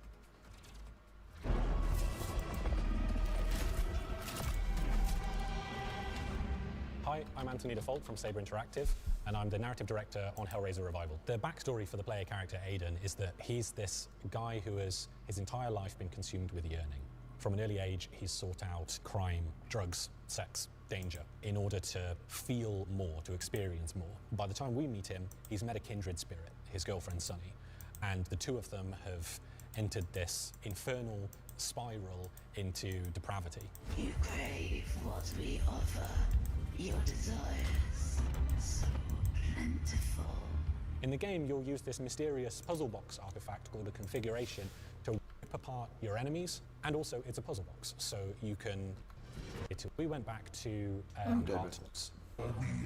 This provides infinite play to complete what we call the configuration. We've got plenty more in there. Hellraiser Revival is coming to PC. Starring a plucky little snail. Starring a plucky. Yeah. Well, it is time for another world premiere, Okay, and this one is a medieval Metroid. The first and second. Xbox. Right, I think it's time for our next Ones to Watch deep dive. Troy? Indeed it is, and here's an exclusive interview with Saber Interactive about Clive Barker's Hellraiser revival. I'm not familiar with the movie and stuff, so that's the thing. Hi, I'm Anthony Default from Saber Interactive, and I'm the narrative director on Hellraiser Revival. The backstory for the player character Aiden is that he's this guy who has his entire life been consumed with yearning. From an early age, he's sought out crime, drugs, sex, danger, in order to feel more, to experience more. By the time we meet him, he's met a kindred spirit, his girlfriend Sunny, and the two of them have entered this infernal spiral into depravity. You crave what we offer. Your desires so plentiful. In the game, you'll use this mysterious puzzle box artifact called a configuration to wield the powers of hell, to burn, penetrate, slash, rip apart your enemies, and also it's a puzzle box, so you can manipulate it yourself to solve puzzles, and ultimately save yourself and your girlfriend from the powers of hell. Interesting. It was incredibly dear to us to stay true to the Hellraiser franchise when doing this work. So we went back to the first and second movie and to the novella that he initially wrote that it was all based on, The Hellbound Heart. Tried to kind of blinker other influences out, and we just studied those until we found what really resonated with us. Follow her, for we have such sights to show you. So in the game, the force of opposition that you'll be fighting is broadly on two sides. So on the first side, you have this cult that's obsessed with the Cenobites and with trying to create their own Cenobites on Earth, ones that they can control and use in order to essentially grant themselves infinite pleasure. So this cult, they're trying to find a way to advance their goals, and to do so, they need this Genesis configuration that you're wielding. You need the Genesis configuration to complete your bargain and try and get Sunny's soul back. The second category of enemy is what we call the unworthy.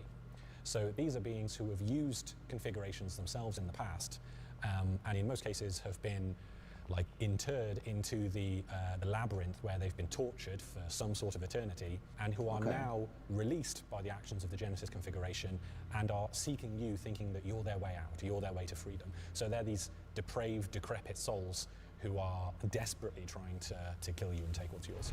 Okay.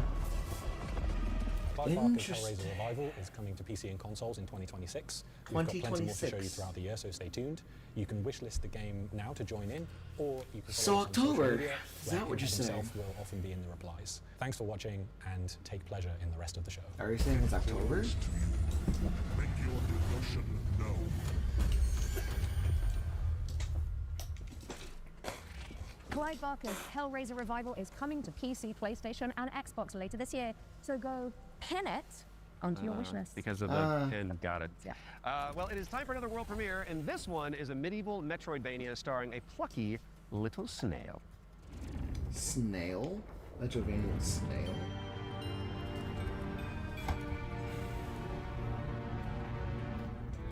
What kind of game? What? What was that? What?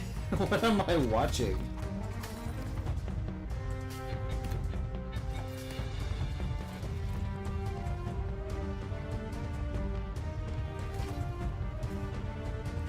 It looks cute. I'm not sure what I'm watching, but it's cute. Dead Root. Interesting.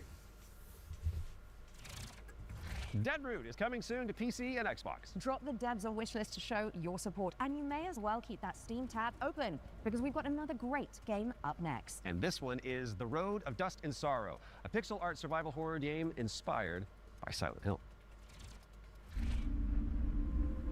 A Silent Hill game?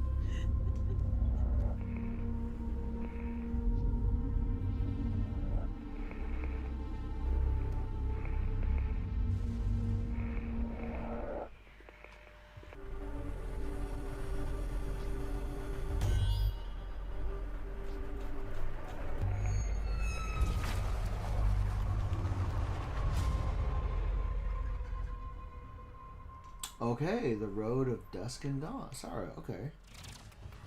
The Road of Dust and Sorrow is coming to PC and consoles in 2026. Okay.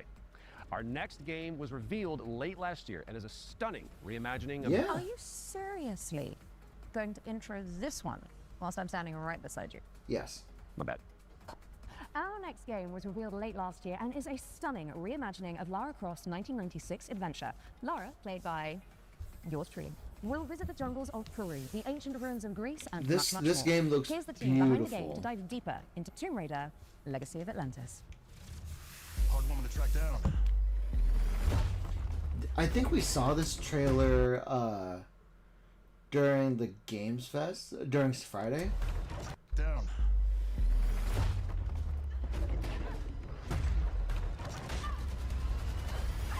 Is there more content being shown? Hi, I'm Paul Cicada, Oh, Field yeah, Director it of is. Crystal Dynamics. Tomb Raider: Legacy of Atlantis is a stunning reimagining of Lara Croft's debut adventure. We've taken the legendary 1996 game and completely reimagined it from the ground up, with jaw-dropping visuals, modern gameplay, and a few new surprises. All while honoring the spirit of the original. Players will explore these extraordinarily dangerous worlds that have been lost to time. We're talking jungles of Peru, crumbling ruins of Greece, and the deserts of Egypt. Every location is packed with ancient artifacts and hidden secrets. Whether you are a longtime fan or someone picking up a Tomb Raider game for the very first time, this is a definitive way to experience the adventure that started it all. Tomb Raider pioneered 3D exploration back in 1996. With Legacy of Atlantis, we really wanted Lara's traversal to feel distinctively hers. It's precise, it's athletic, and deeply connected to the environments she's exploring. This is Lara at the top of her game. She's come through the Survivor era, emerged as a confident, accomplished adventurer, and you will see that in how she moves. The swan dives, the handstands, the acrobatic flourishes, they're all expressions of her character, and it's a lot of fun to watch it, but it's even more fun to play. It's important for us to distinguish that this isn't a remake. A remake rebuilds what already exists with modern technology. Tomb Raider: Legacy of Atlantis goes further than that and truly reimagines the debut game, all while keeping its soul intact. Environments are larger, iconic moments like Lara's battle against the T-Rex are transformed into epic gameplay encounters on cinematic scale. The puzzles in Legacy of Atlantis are really satisfying. You're manipulating water flow, redirecting light beams, you're activating pressure plates, deciphering ancient symbols, all of it to unseal secrets that have been locked away for centuries. Every solution requires you to piece together what you've uncovered and think creatively in how to do it. And then obviously there's combat, which you've got Laura's iconic dual pistols, plus some other weapons that you can unlock along the way. This is the legendary adventure fans remember, reimagined in ways that weren't possible 30 years ago with some new surprises. Tomb Raider Legacy of Atlantis launches on February 12, 2027. It comes out on PlayStation 5, Xbox Series X and S, Steam, and Nintendo Switch 2. You can pre-order the all game platforms. From the bottom of my heart and Very the rest nice. of the development team. Very we cannot nice. wait for everyone to experience this. Thank you so much. Some legends are destined to be retold. Nice, nice, nice. Nice, nice, nice. Let the legend come back to life. I see what you did there. Because the thing that I've... Yeah, you I made was it about in. you. Tomb Raider Legacy of Atlantis is coming to PlayStation 5, Xbox Series X and S, PC, and Nintendo Switch 2 on February 12th, 2027. Which is 2 days before Lara's birthday. And if it's not on your wish list already, then this is me, Lara Croft, asking you nicely to add us. Don't make me use my nasty voice. She'll do it. Seen it. People would like the I like nasty it. voice, I think. Okay, so yesterday Strangely we enough, learned about people the would next like game from that the voice. creator of Assassin's Creed. It's called 1666 Amsterdam. It's officially back from the dead, baby, and it does look amazing. Now, I'm sure you've all seen the reveal trailer by now, but if you're keen to learn more, here's an exclusive gameplay feature from the team at Panache Digital. Enjoy. Okay. It This all is pretty began with exciting. magic. In ancient times, the earliest human tribes would periodically gather in a sacred place. One of these tribes, the Zandaris, was entrusted with an ancient form of magic along with the duty to pass it on to those deemed worthy to bear it. What did But worthy this look gift like? came at a cost. The very magic meant to elevate humanity instead corrupted it. Those who received it were changed. And those who bestowed it had to learn how to take it back. Step into the role of Noah, heir to a long line of Zandaris, as she's about to become the Collector. She will not be alone. A choice must be made. One that will stand by her side throughout the journey. Together, they form the Union. Together, they must preserve the balance of the world. Okay. I am excited to play it because I don't know if I downloaded, but I did put it in my library to play test the prologue. I need to use the restroom. I'll be right back.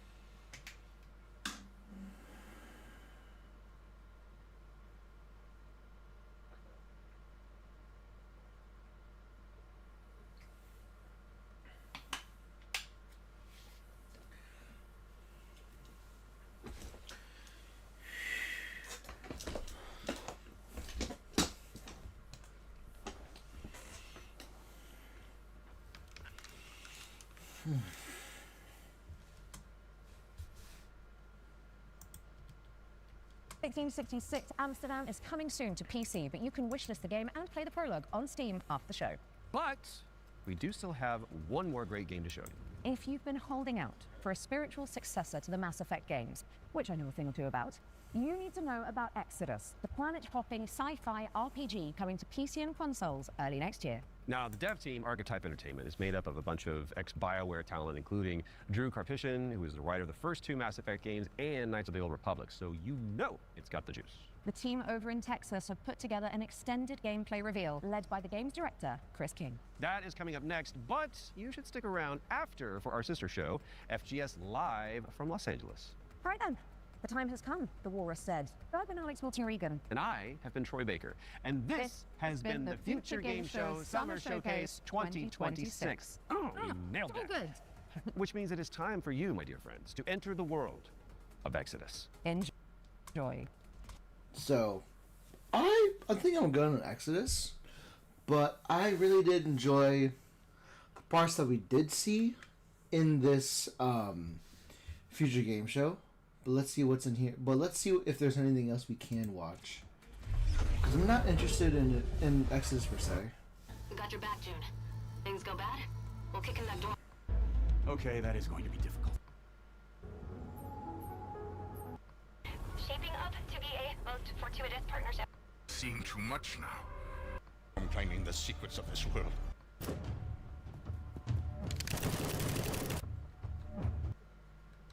What was it?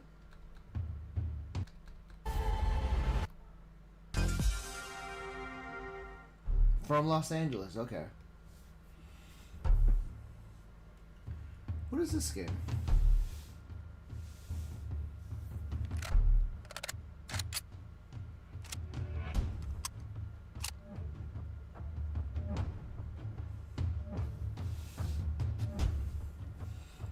Doesn't look like gameplay I'm interested in, so...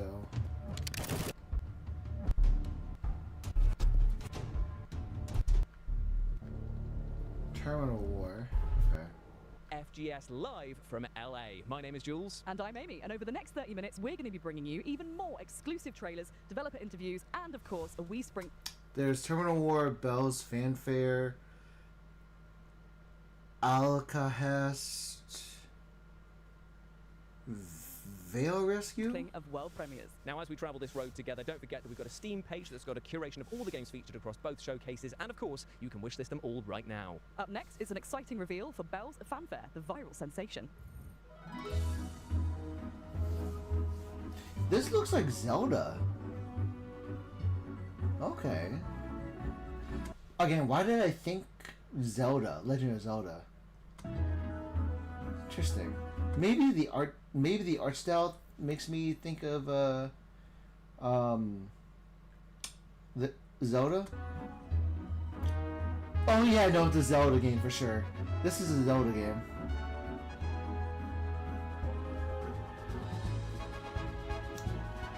That explains how viral this is, because like it looks like something extremely familiar, and we get 2 Zeldas now. That's pretty cool. Bell's Fanfare.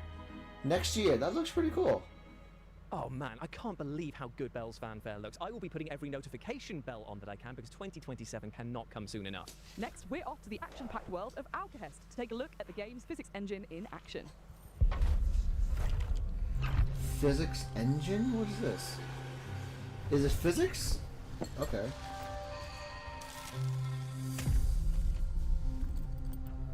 This is speed.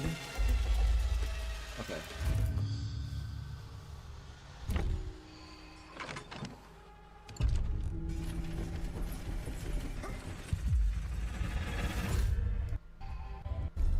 I'm good. Thanks to its physics-based chaos, it's probably going to be flip. Let's take a sneak peek at the PC Gaming Show, which is upcoming very soon, and also will contain PC a teaser Gaming for a Show? game that I know you are all incredibly excited for. Okay. Control Resonant. I'm excited for Devil May Cry. My name is Mikael Kasurinen, and I'm the creative director for Control Resonant. We hope you enjoyed this small teaser. Tune in tomorrow for the PC Gaming Show for the full reveal. PC Gaming Show. Okay. Do I want to Do I want to? The PC Gaming Show will be going live tomorrow on the 7th of June at these times here, meaning that is a full weekend of gaming content from us all. Aren't you lucky? Aren't you just? This Up next, we're weekend digging is holes and crazy. filling them with crops and bodies. Here's a developer interview with the minds behind the upcoming farming sim with a murder mystery twist, Grave Seasons.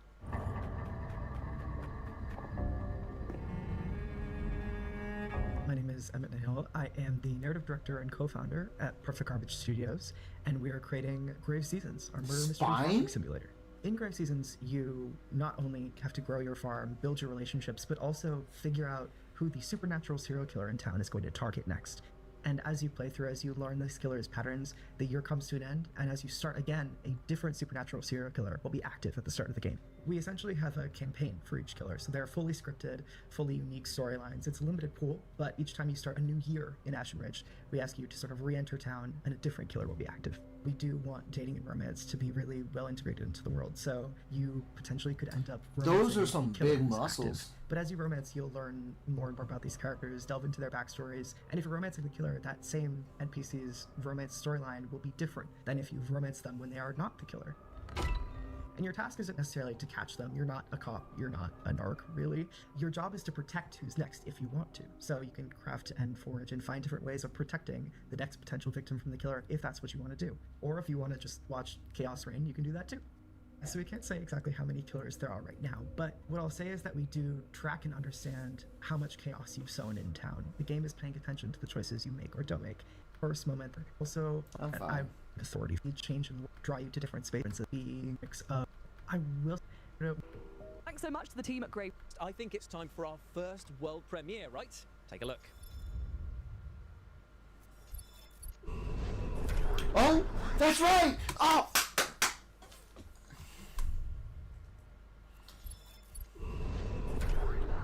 This is an Is it a Mega Man? Oh, it's a Mega Man game! Mega Man? Is that you? What?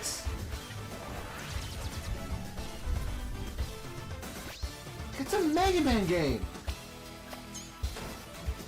It's a Mega Man game!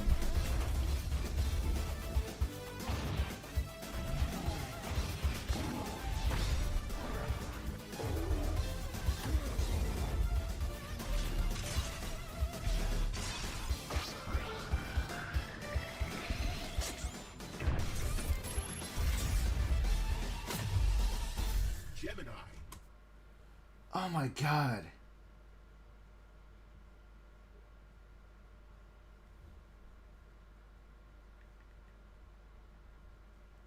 Dude, the game trailer for Gemini X.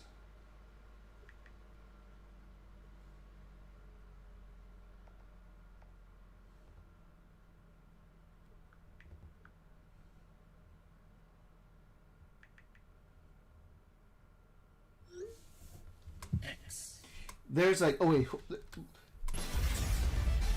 there is one, there's 1, 2, 3, 4, 5, 6, 7, there's 8, there are 8 robot, there are 8 robot masters, and the middle one is a surprise, I think. So my god, Mega Man, we get 2 Mega Man games? Mega Man fans the world over are going to be rejoicing with the reveal there of Gemini X. I mean, it's got robots, it's got sci-fi action, and it is slick and stylish to boot. While we cool down from the LA Sun and that spicy world premiere, here's some back-to-back trailers for amazing games that are heading your way very soon.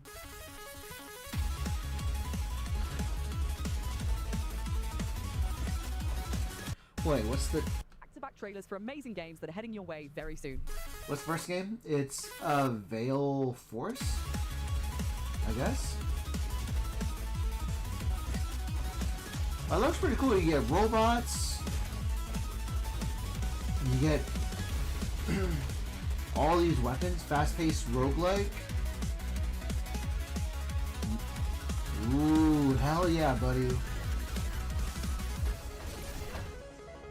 Hi, I'm Nori, and you are test subject T33T0. I'm gonna call you Tito. Hey! I'm Nori.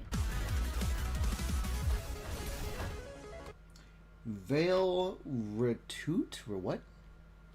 What's it called? What's it called? the demo's out right now. Veil, is it Veil something? Viol?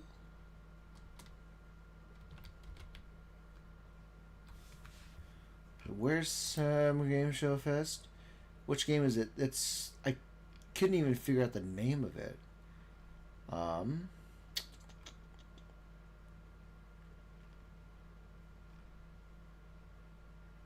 Which game is it? Which game is it? Which game is it? What is it? What is it? What is it?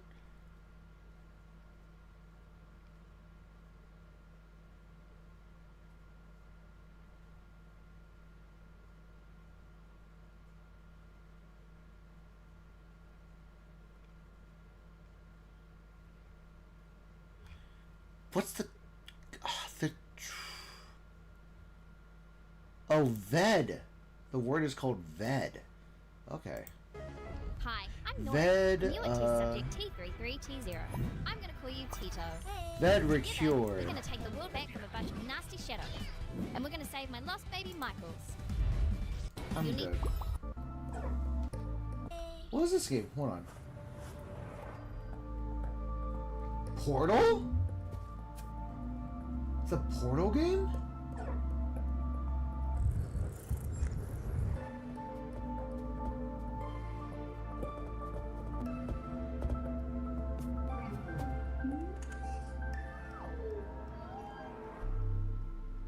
Paradoxical? That was VED Recure, Tito, and Paradoxical for you to chew on, and they're all available to wishlist right now. Now, speaking of mouthfuls, our next game puts you in the rather horrible position of being a dentist performing operations on monstrous sharks. Shark Sharks dentist? who might not be that Okay. pleased about having their teeth pulled, I might add. Yikes, this is Shark Dentist.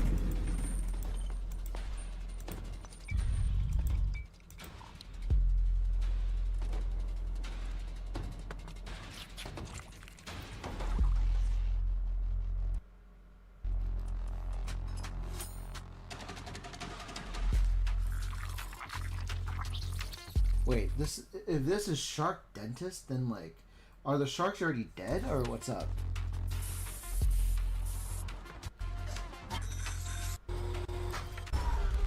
What?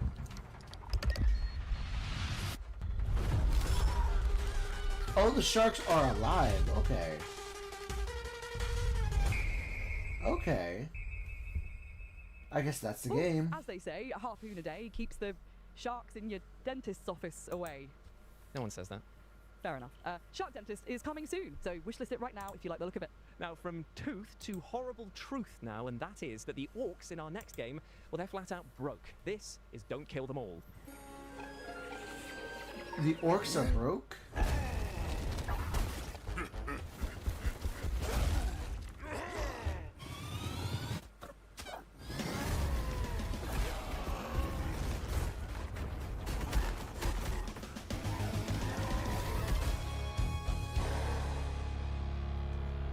Okay, what's that about? Dirty, smelly, and desperate to kill. Surely these orcs have got some competition with Jules.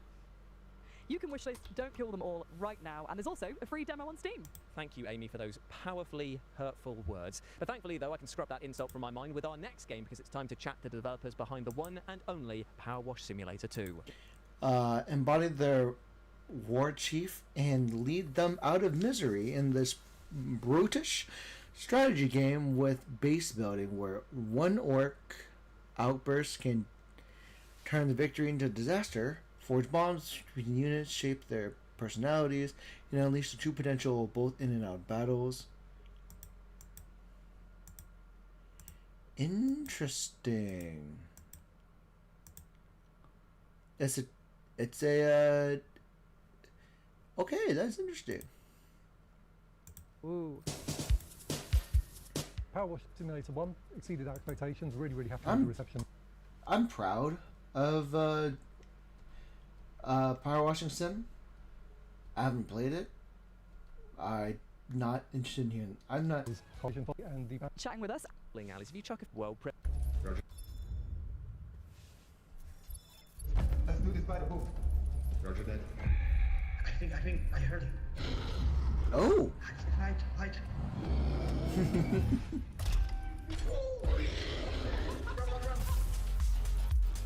Oh, it is first person perspective. That's gotta be fun. Can we go now? That reminds me of Repo. Expendabots. I can definitely see Mark and friends playing. I can see Mark and friends playing this. Title with a cool twist of the fact that your little robot has a tiny 3D printer built onto their backs, meaning they can craft as they go. What's not to love? Being cursed. Sorry, what? You said what's not to love, and I think being cursed would significantly suck the joy out of life. Well, that's actually not entirely true, because our next game, Curse Mark, is all about being cursed, and it looks bloody fun as well. Check it out. Ooh. Okay. This looks like... Okay, you're dead. A Ruined Kingdom.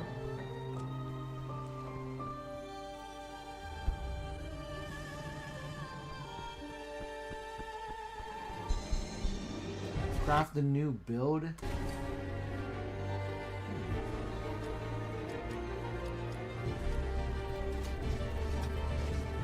Roguelites. Interesting.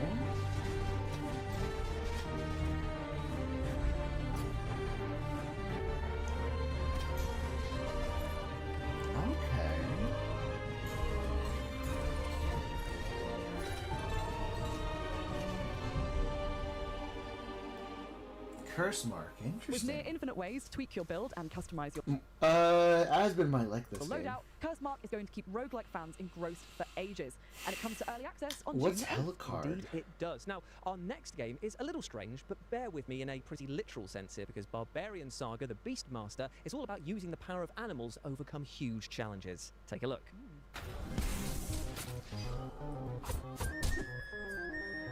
Okay. Transform into powerful beasts.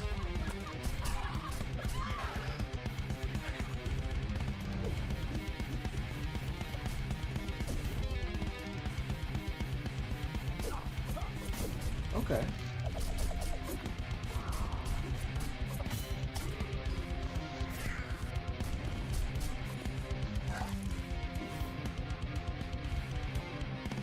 Oh no. I say oh no just because I'm really bad at Castlevanian games.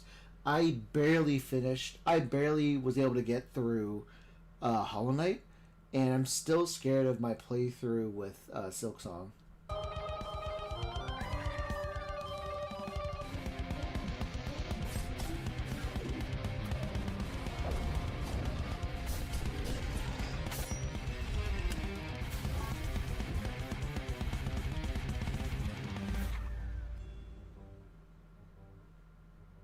Barbarian Saga the Beastmaster is coming to PC, Xbox consoles, Nintendo Switch, and PlayStation on September the 9th, so wishlist it now.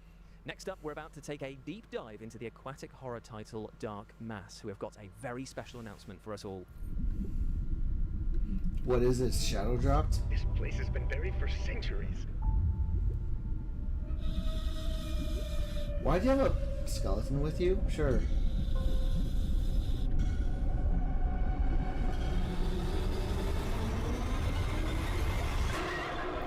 Okay, there's a fish. There's a big fish. Pre-order. I tell you, if I had hair, it would be standing on end right now because that looks horrifying. And you can pre-order the physical edition of Dark Mass for PS5 right now. From hairless friends then to furry friends, in Witchspire you play as a magical being who can tame and befriend enchanting creatures, and then take them into battle with you. Take a look. For centuries, our worlds were held together, bound by ancient witch spires and those who protected them. But something has broken. The fate of the worlds is in your hands. Okay.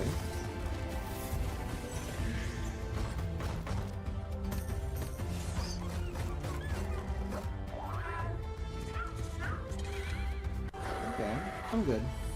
Bells on us, and I wouldn't. Another banger out of our hats now, and trust me, this is a doozy. Here is a developer interview with the awesome-looking... I can skip Rayman.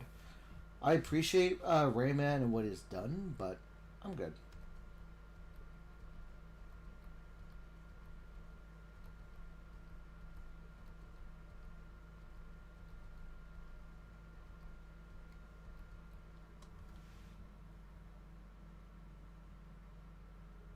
Le platforming game. Strong co-op game avec sport. So Rayman Legends. Possible for me to love Rayman. Oh, good. Oh. Standing Hellcard, unsurprisingly titled Hellcard 2. Hellcard. Okay. This lord found his silver spoon was not enough. Extravagance and opulence breed hubris, and hubris breeds rebellion. The queen sends her champions to convey her regards. To cut card deal short. As a deck builder? His delusions of grandeur. To crush the betrayer. And yet, the Lord still has an ace up his sleeve. A dragon! Deal with it. Or perish. That looks interesting. Nice. I absolutely love the fact that the positioning of your party is as important as the attacks and spells that you use there. Same, and that like folded paper aesthetic? Yes, please. And I tell you what, you're going to be saying, yes, please, to all of these back-to-back trailers that we're going to show you right now. Let's see what happens. Okay, spaceships. Pinball.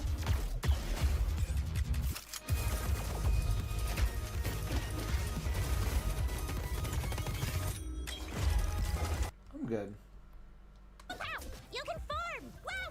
Saving the town! Hooray! Tree upgrade! Ernest? He told me not to come look for him. Anyone in there? But I've never been good at following the rules. Is this like Where to Find Edith? The place doesn't feel right these days. Welcome to Disneyland. Too quiet. Get back here. I suggest you stay out of this. I suggest you stay out of this. That was A Pulse, The Rabbit Hole, and Dim Haven, The Lost Source, and you can wishlist them all right now. Up next, we have a brand new trailer for a game that is taking the world by storm with rave reviews from fans and critics. Jacket.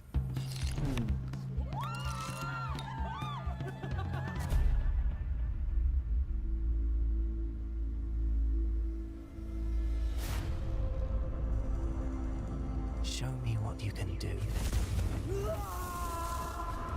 You never measure up. I got fun cards. Let's play! Oh, this reminds me of Inscription. Why do you keep coming back? Nothing good lasts.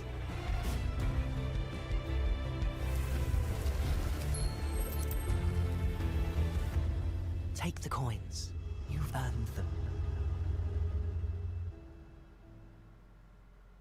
Poker? I hardly know her. Well, firstly, it's Blackjack, and secondly, I'm phoning HR, all right? You are such a grass, honestly. Blackjack is out now on PS5, PC, Xbox consoles, and Nintendo Switch. Indeed, it is. Now, you might have noticed this rather fashionable t-shirt that I'm wearing and thought to yourselves, oh, why is he wearing that? Well, I'd love to say it's because I'm a slave to fashion and just love wearing...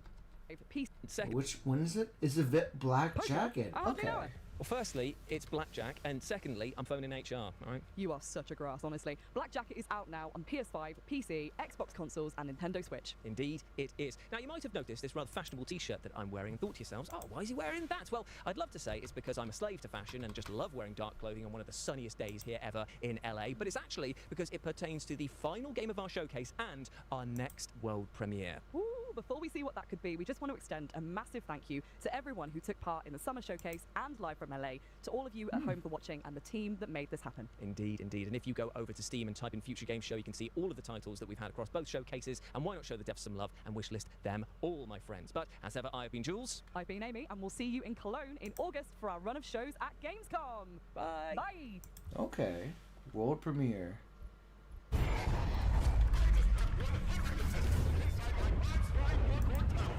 Oh!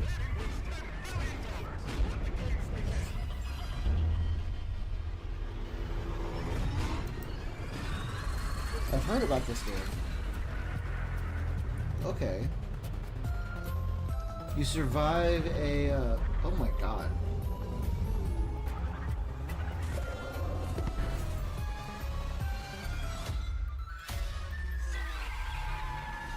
How far would you be willing to go? Jeez.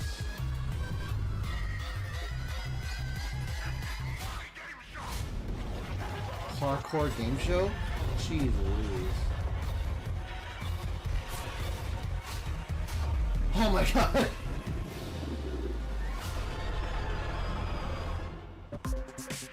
Find Frankie was the final title. Okay, okay. How did people feel? If I can just get the comments, please. I don't get what's wrong with let's see what's happening over here. What did the trailer say? What did the comments say? Ryan Reynolds called, he wants his jokes back. I bet being out on the holiday in the Hollywood Hills, dressed in all black, was a really pleasant experience. The lift is fun. Exodus looked incredible. I'm fine. Fret looks really cool too.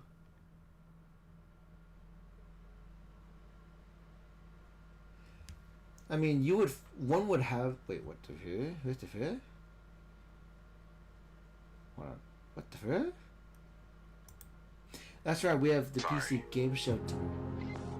I've been unable to determine what caused the mass extinction. Wait. It's happening right now? I thought this game show was supposed to be tomorrow. Unloading derelict is something that appeals to you. Yeah, definitely, but also building systems. It sure was a long day of... thing was spaceship! I didn't even know a horse could... And it seemed serious. Well, we can't play video games tonight at all. Because we've got to host the PC Gaming Show! Yeah! For this year's PCGS, we've harnessed pure nostalgia to reconstruct our own little pocket dimension of the 1990s, a time when life was punctuated by slap bass, movies were stored on little rectangles, and using the internet didn't involve as many streamers saying nostalgia. Games tonight at all. Because we... Okay. Let's first quickly just do this first.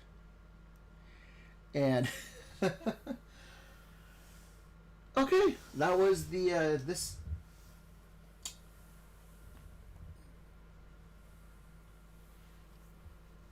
Oh god, there's so much content today. Oh my god. But you know what? I just let me quickly get a sneak peek as did they release any trailers on this YouTube channel?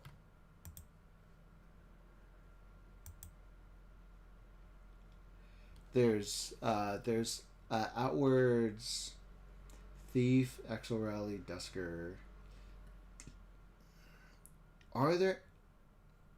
Is there any thing that interests me? Windrunner looks fun.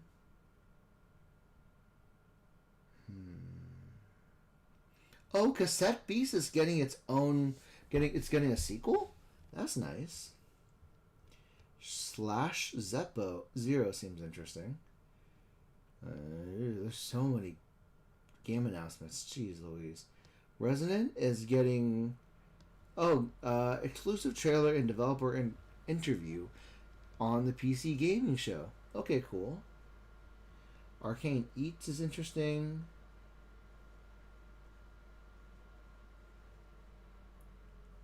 Spell-sided. That's interesting too. I like the idea of chance games. Okay.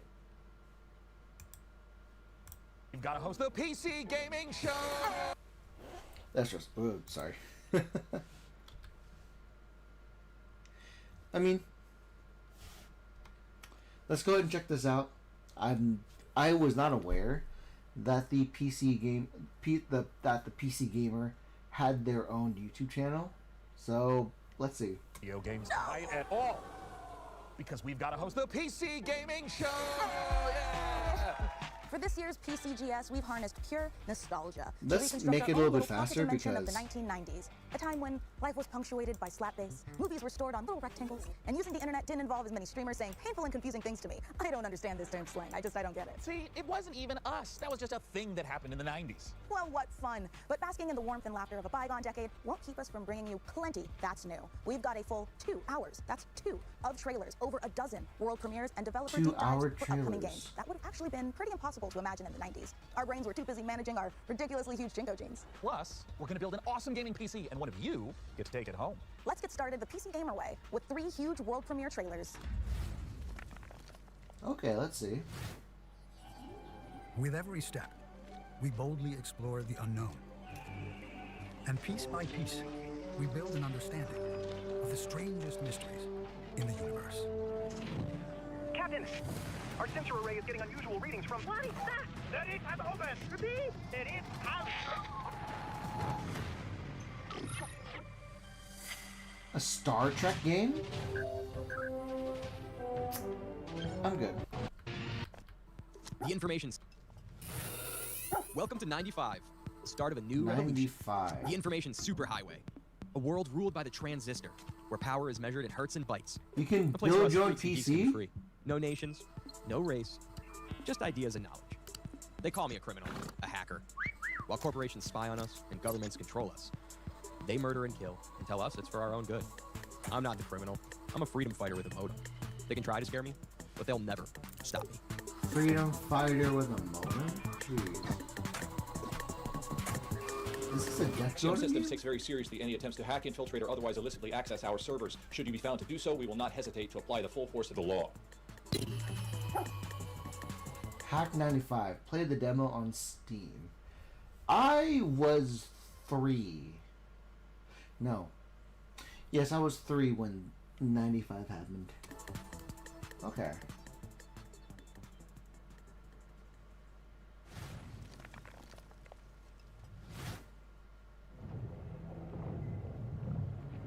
What is this?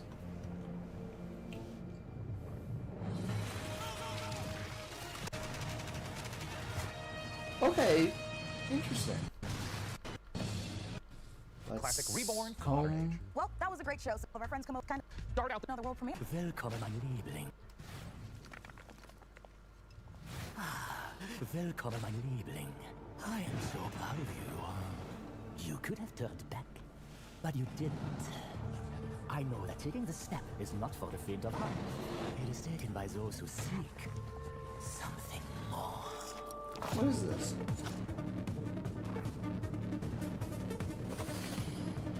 Okay, what is this? What are these twinks? Wait, it's a romance? If you accept the sweetest kiss of all. Red kiss? Okay. It looked like a moment where you can like romance people or like build relationships. Okay. Listen up, you donut. I'm going to test you on everything it takes to run an arcane restaurant. If you want to earn a Mithril Oh, star, it's a card from builder legends game. like Guy Fawkes, Julia Cragchild, and me, Dorgan Ramsay, then take my advice. You need...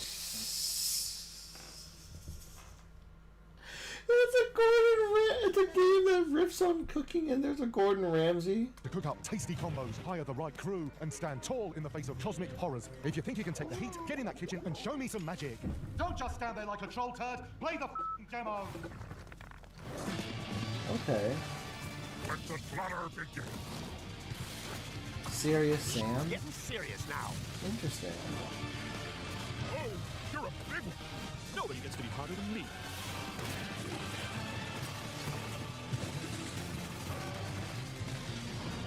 Pain is about to start. Let's fight. It's cannon time, baby. Let's go. Oh, yeah, that was...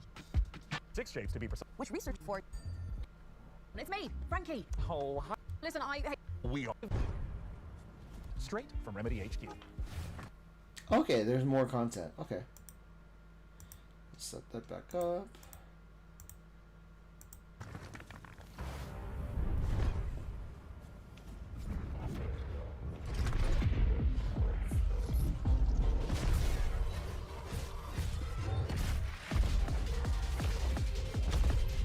I do find it funny how people have called it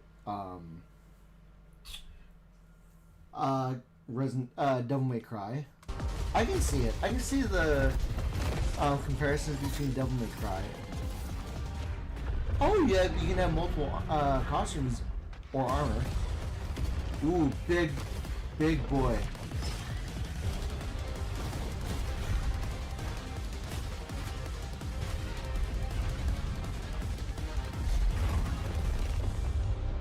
Control Resident looks like a Devil May Cry game, and I enjoy it. September. Okay.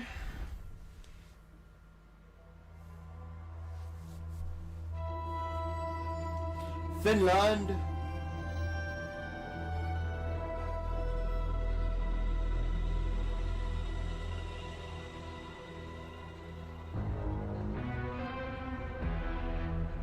Control Resonant is a third-person action RPG where you combine the use of supernatural powers and melee combat to fight against otherworldly threats. You play Nice. as Dylan Faden, and all of this is taking place in Manhattan, New York.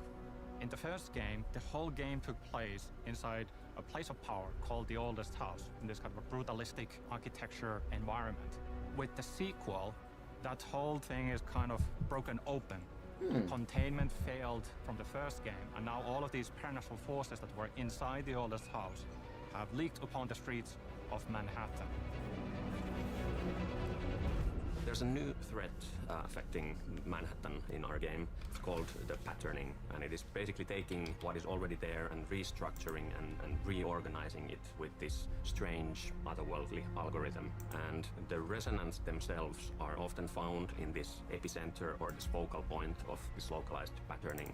And it becomes more than just the creature design. The bosses are almost married into the surroundings and into the scene, so they get patterned into the world. And it is not just a gimmick. The patterning is at the very core of the whole experience, so it touches all of our themes. That's fair. That's nice to know, though. The game is very responsive. The navigating, traversing the world is fun and fast and easy to do. For instance, we have the shift ability that allows you to access these different gravity anomalies. We have the 90-degree gravity shifts, we have 180-degree gravity shifts. Very minimal UI elements, but everything that looks like a walkable surface, like a ground, floor, road, anything that looks like you should be able to walk on this is a gravity anomaly. We do have some spaces in the game where every wall you see is actually a gravity anomaly. And you get into this Abnormality, really okay. mind-bending sequence where, yes, you kind of lose yourself a bit as well, but you kind of react to the immediacy of the situation. And so Okay. then it becomes So part you of your can- natural way of moving through the world. Incomprehensible in one way, but once you kind of get it, you just get it. Okay. So the combat changes from range to melee. I would say on level design side is a lot more about designing like what's the what kind of enemies, how many of them. I'm thinking of like some interesting environmental things you can do in the combat spaces, like these things that create variety into the combats. We do have more enemy types than we did have in Control, so that definitely helps. Again, have like always the wanted strangeness even is the really supernatural attractive things right to here. somehow feel connected and married into the normal, mundane, everyday world. So even if you are able to perform like superhuman feats and telekinesis, for example, it still should feel that it's strenuous. It doesn't come easy to Dylan. Dylan is fighting dirty and he is able to perform these powerful telekinetic pushes and ground slams, but it does have a toll and it does hurt him in the process a little bit as well. So there's this physicality that we always try to retain with our visualizations and audio, even if the thing that you perform as a player is inherently somehow superhuman or otherworldly.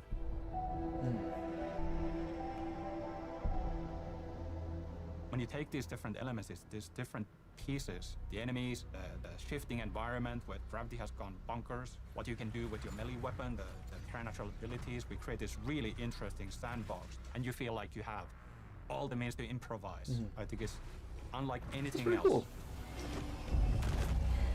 And the ability to jump from one area to the other is really important to stay on your toes and to avoid being like smashed and shot. Okay, what is this? A roulette game? It's a cooking game.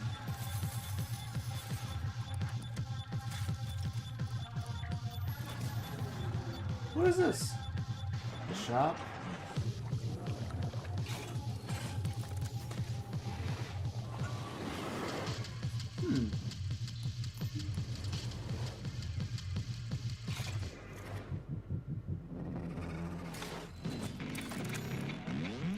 And you do it all over again?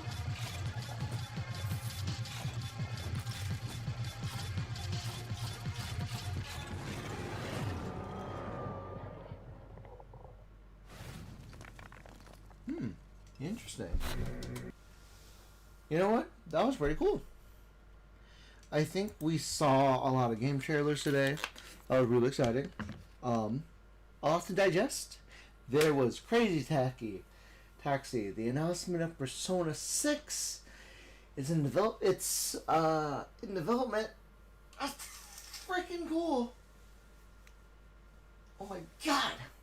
And I think in the current climate when it comes to Persona, I'm pretty sure we won't get as much of a restriction as we did for 5, because it really prevented a lot of people from really from playing that game on stream.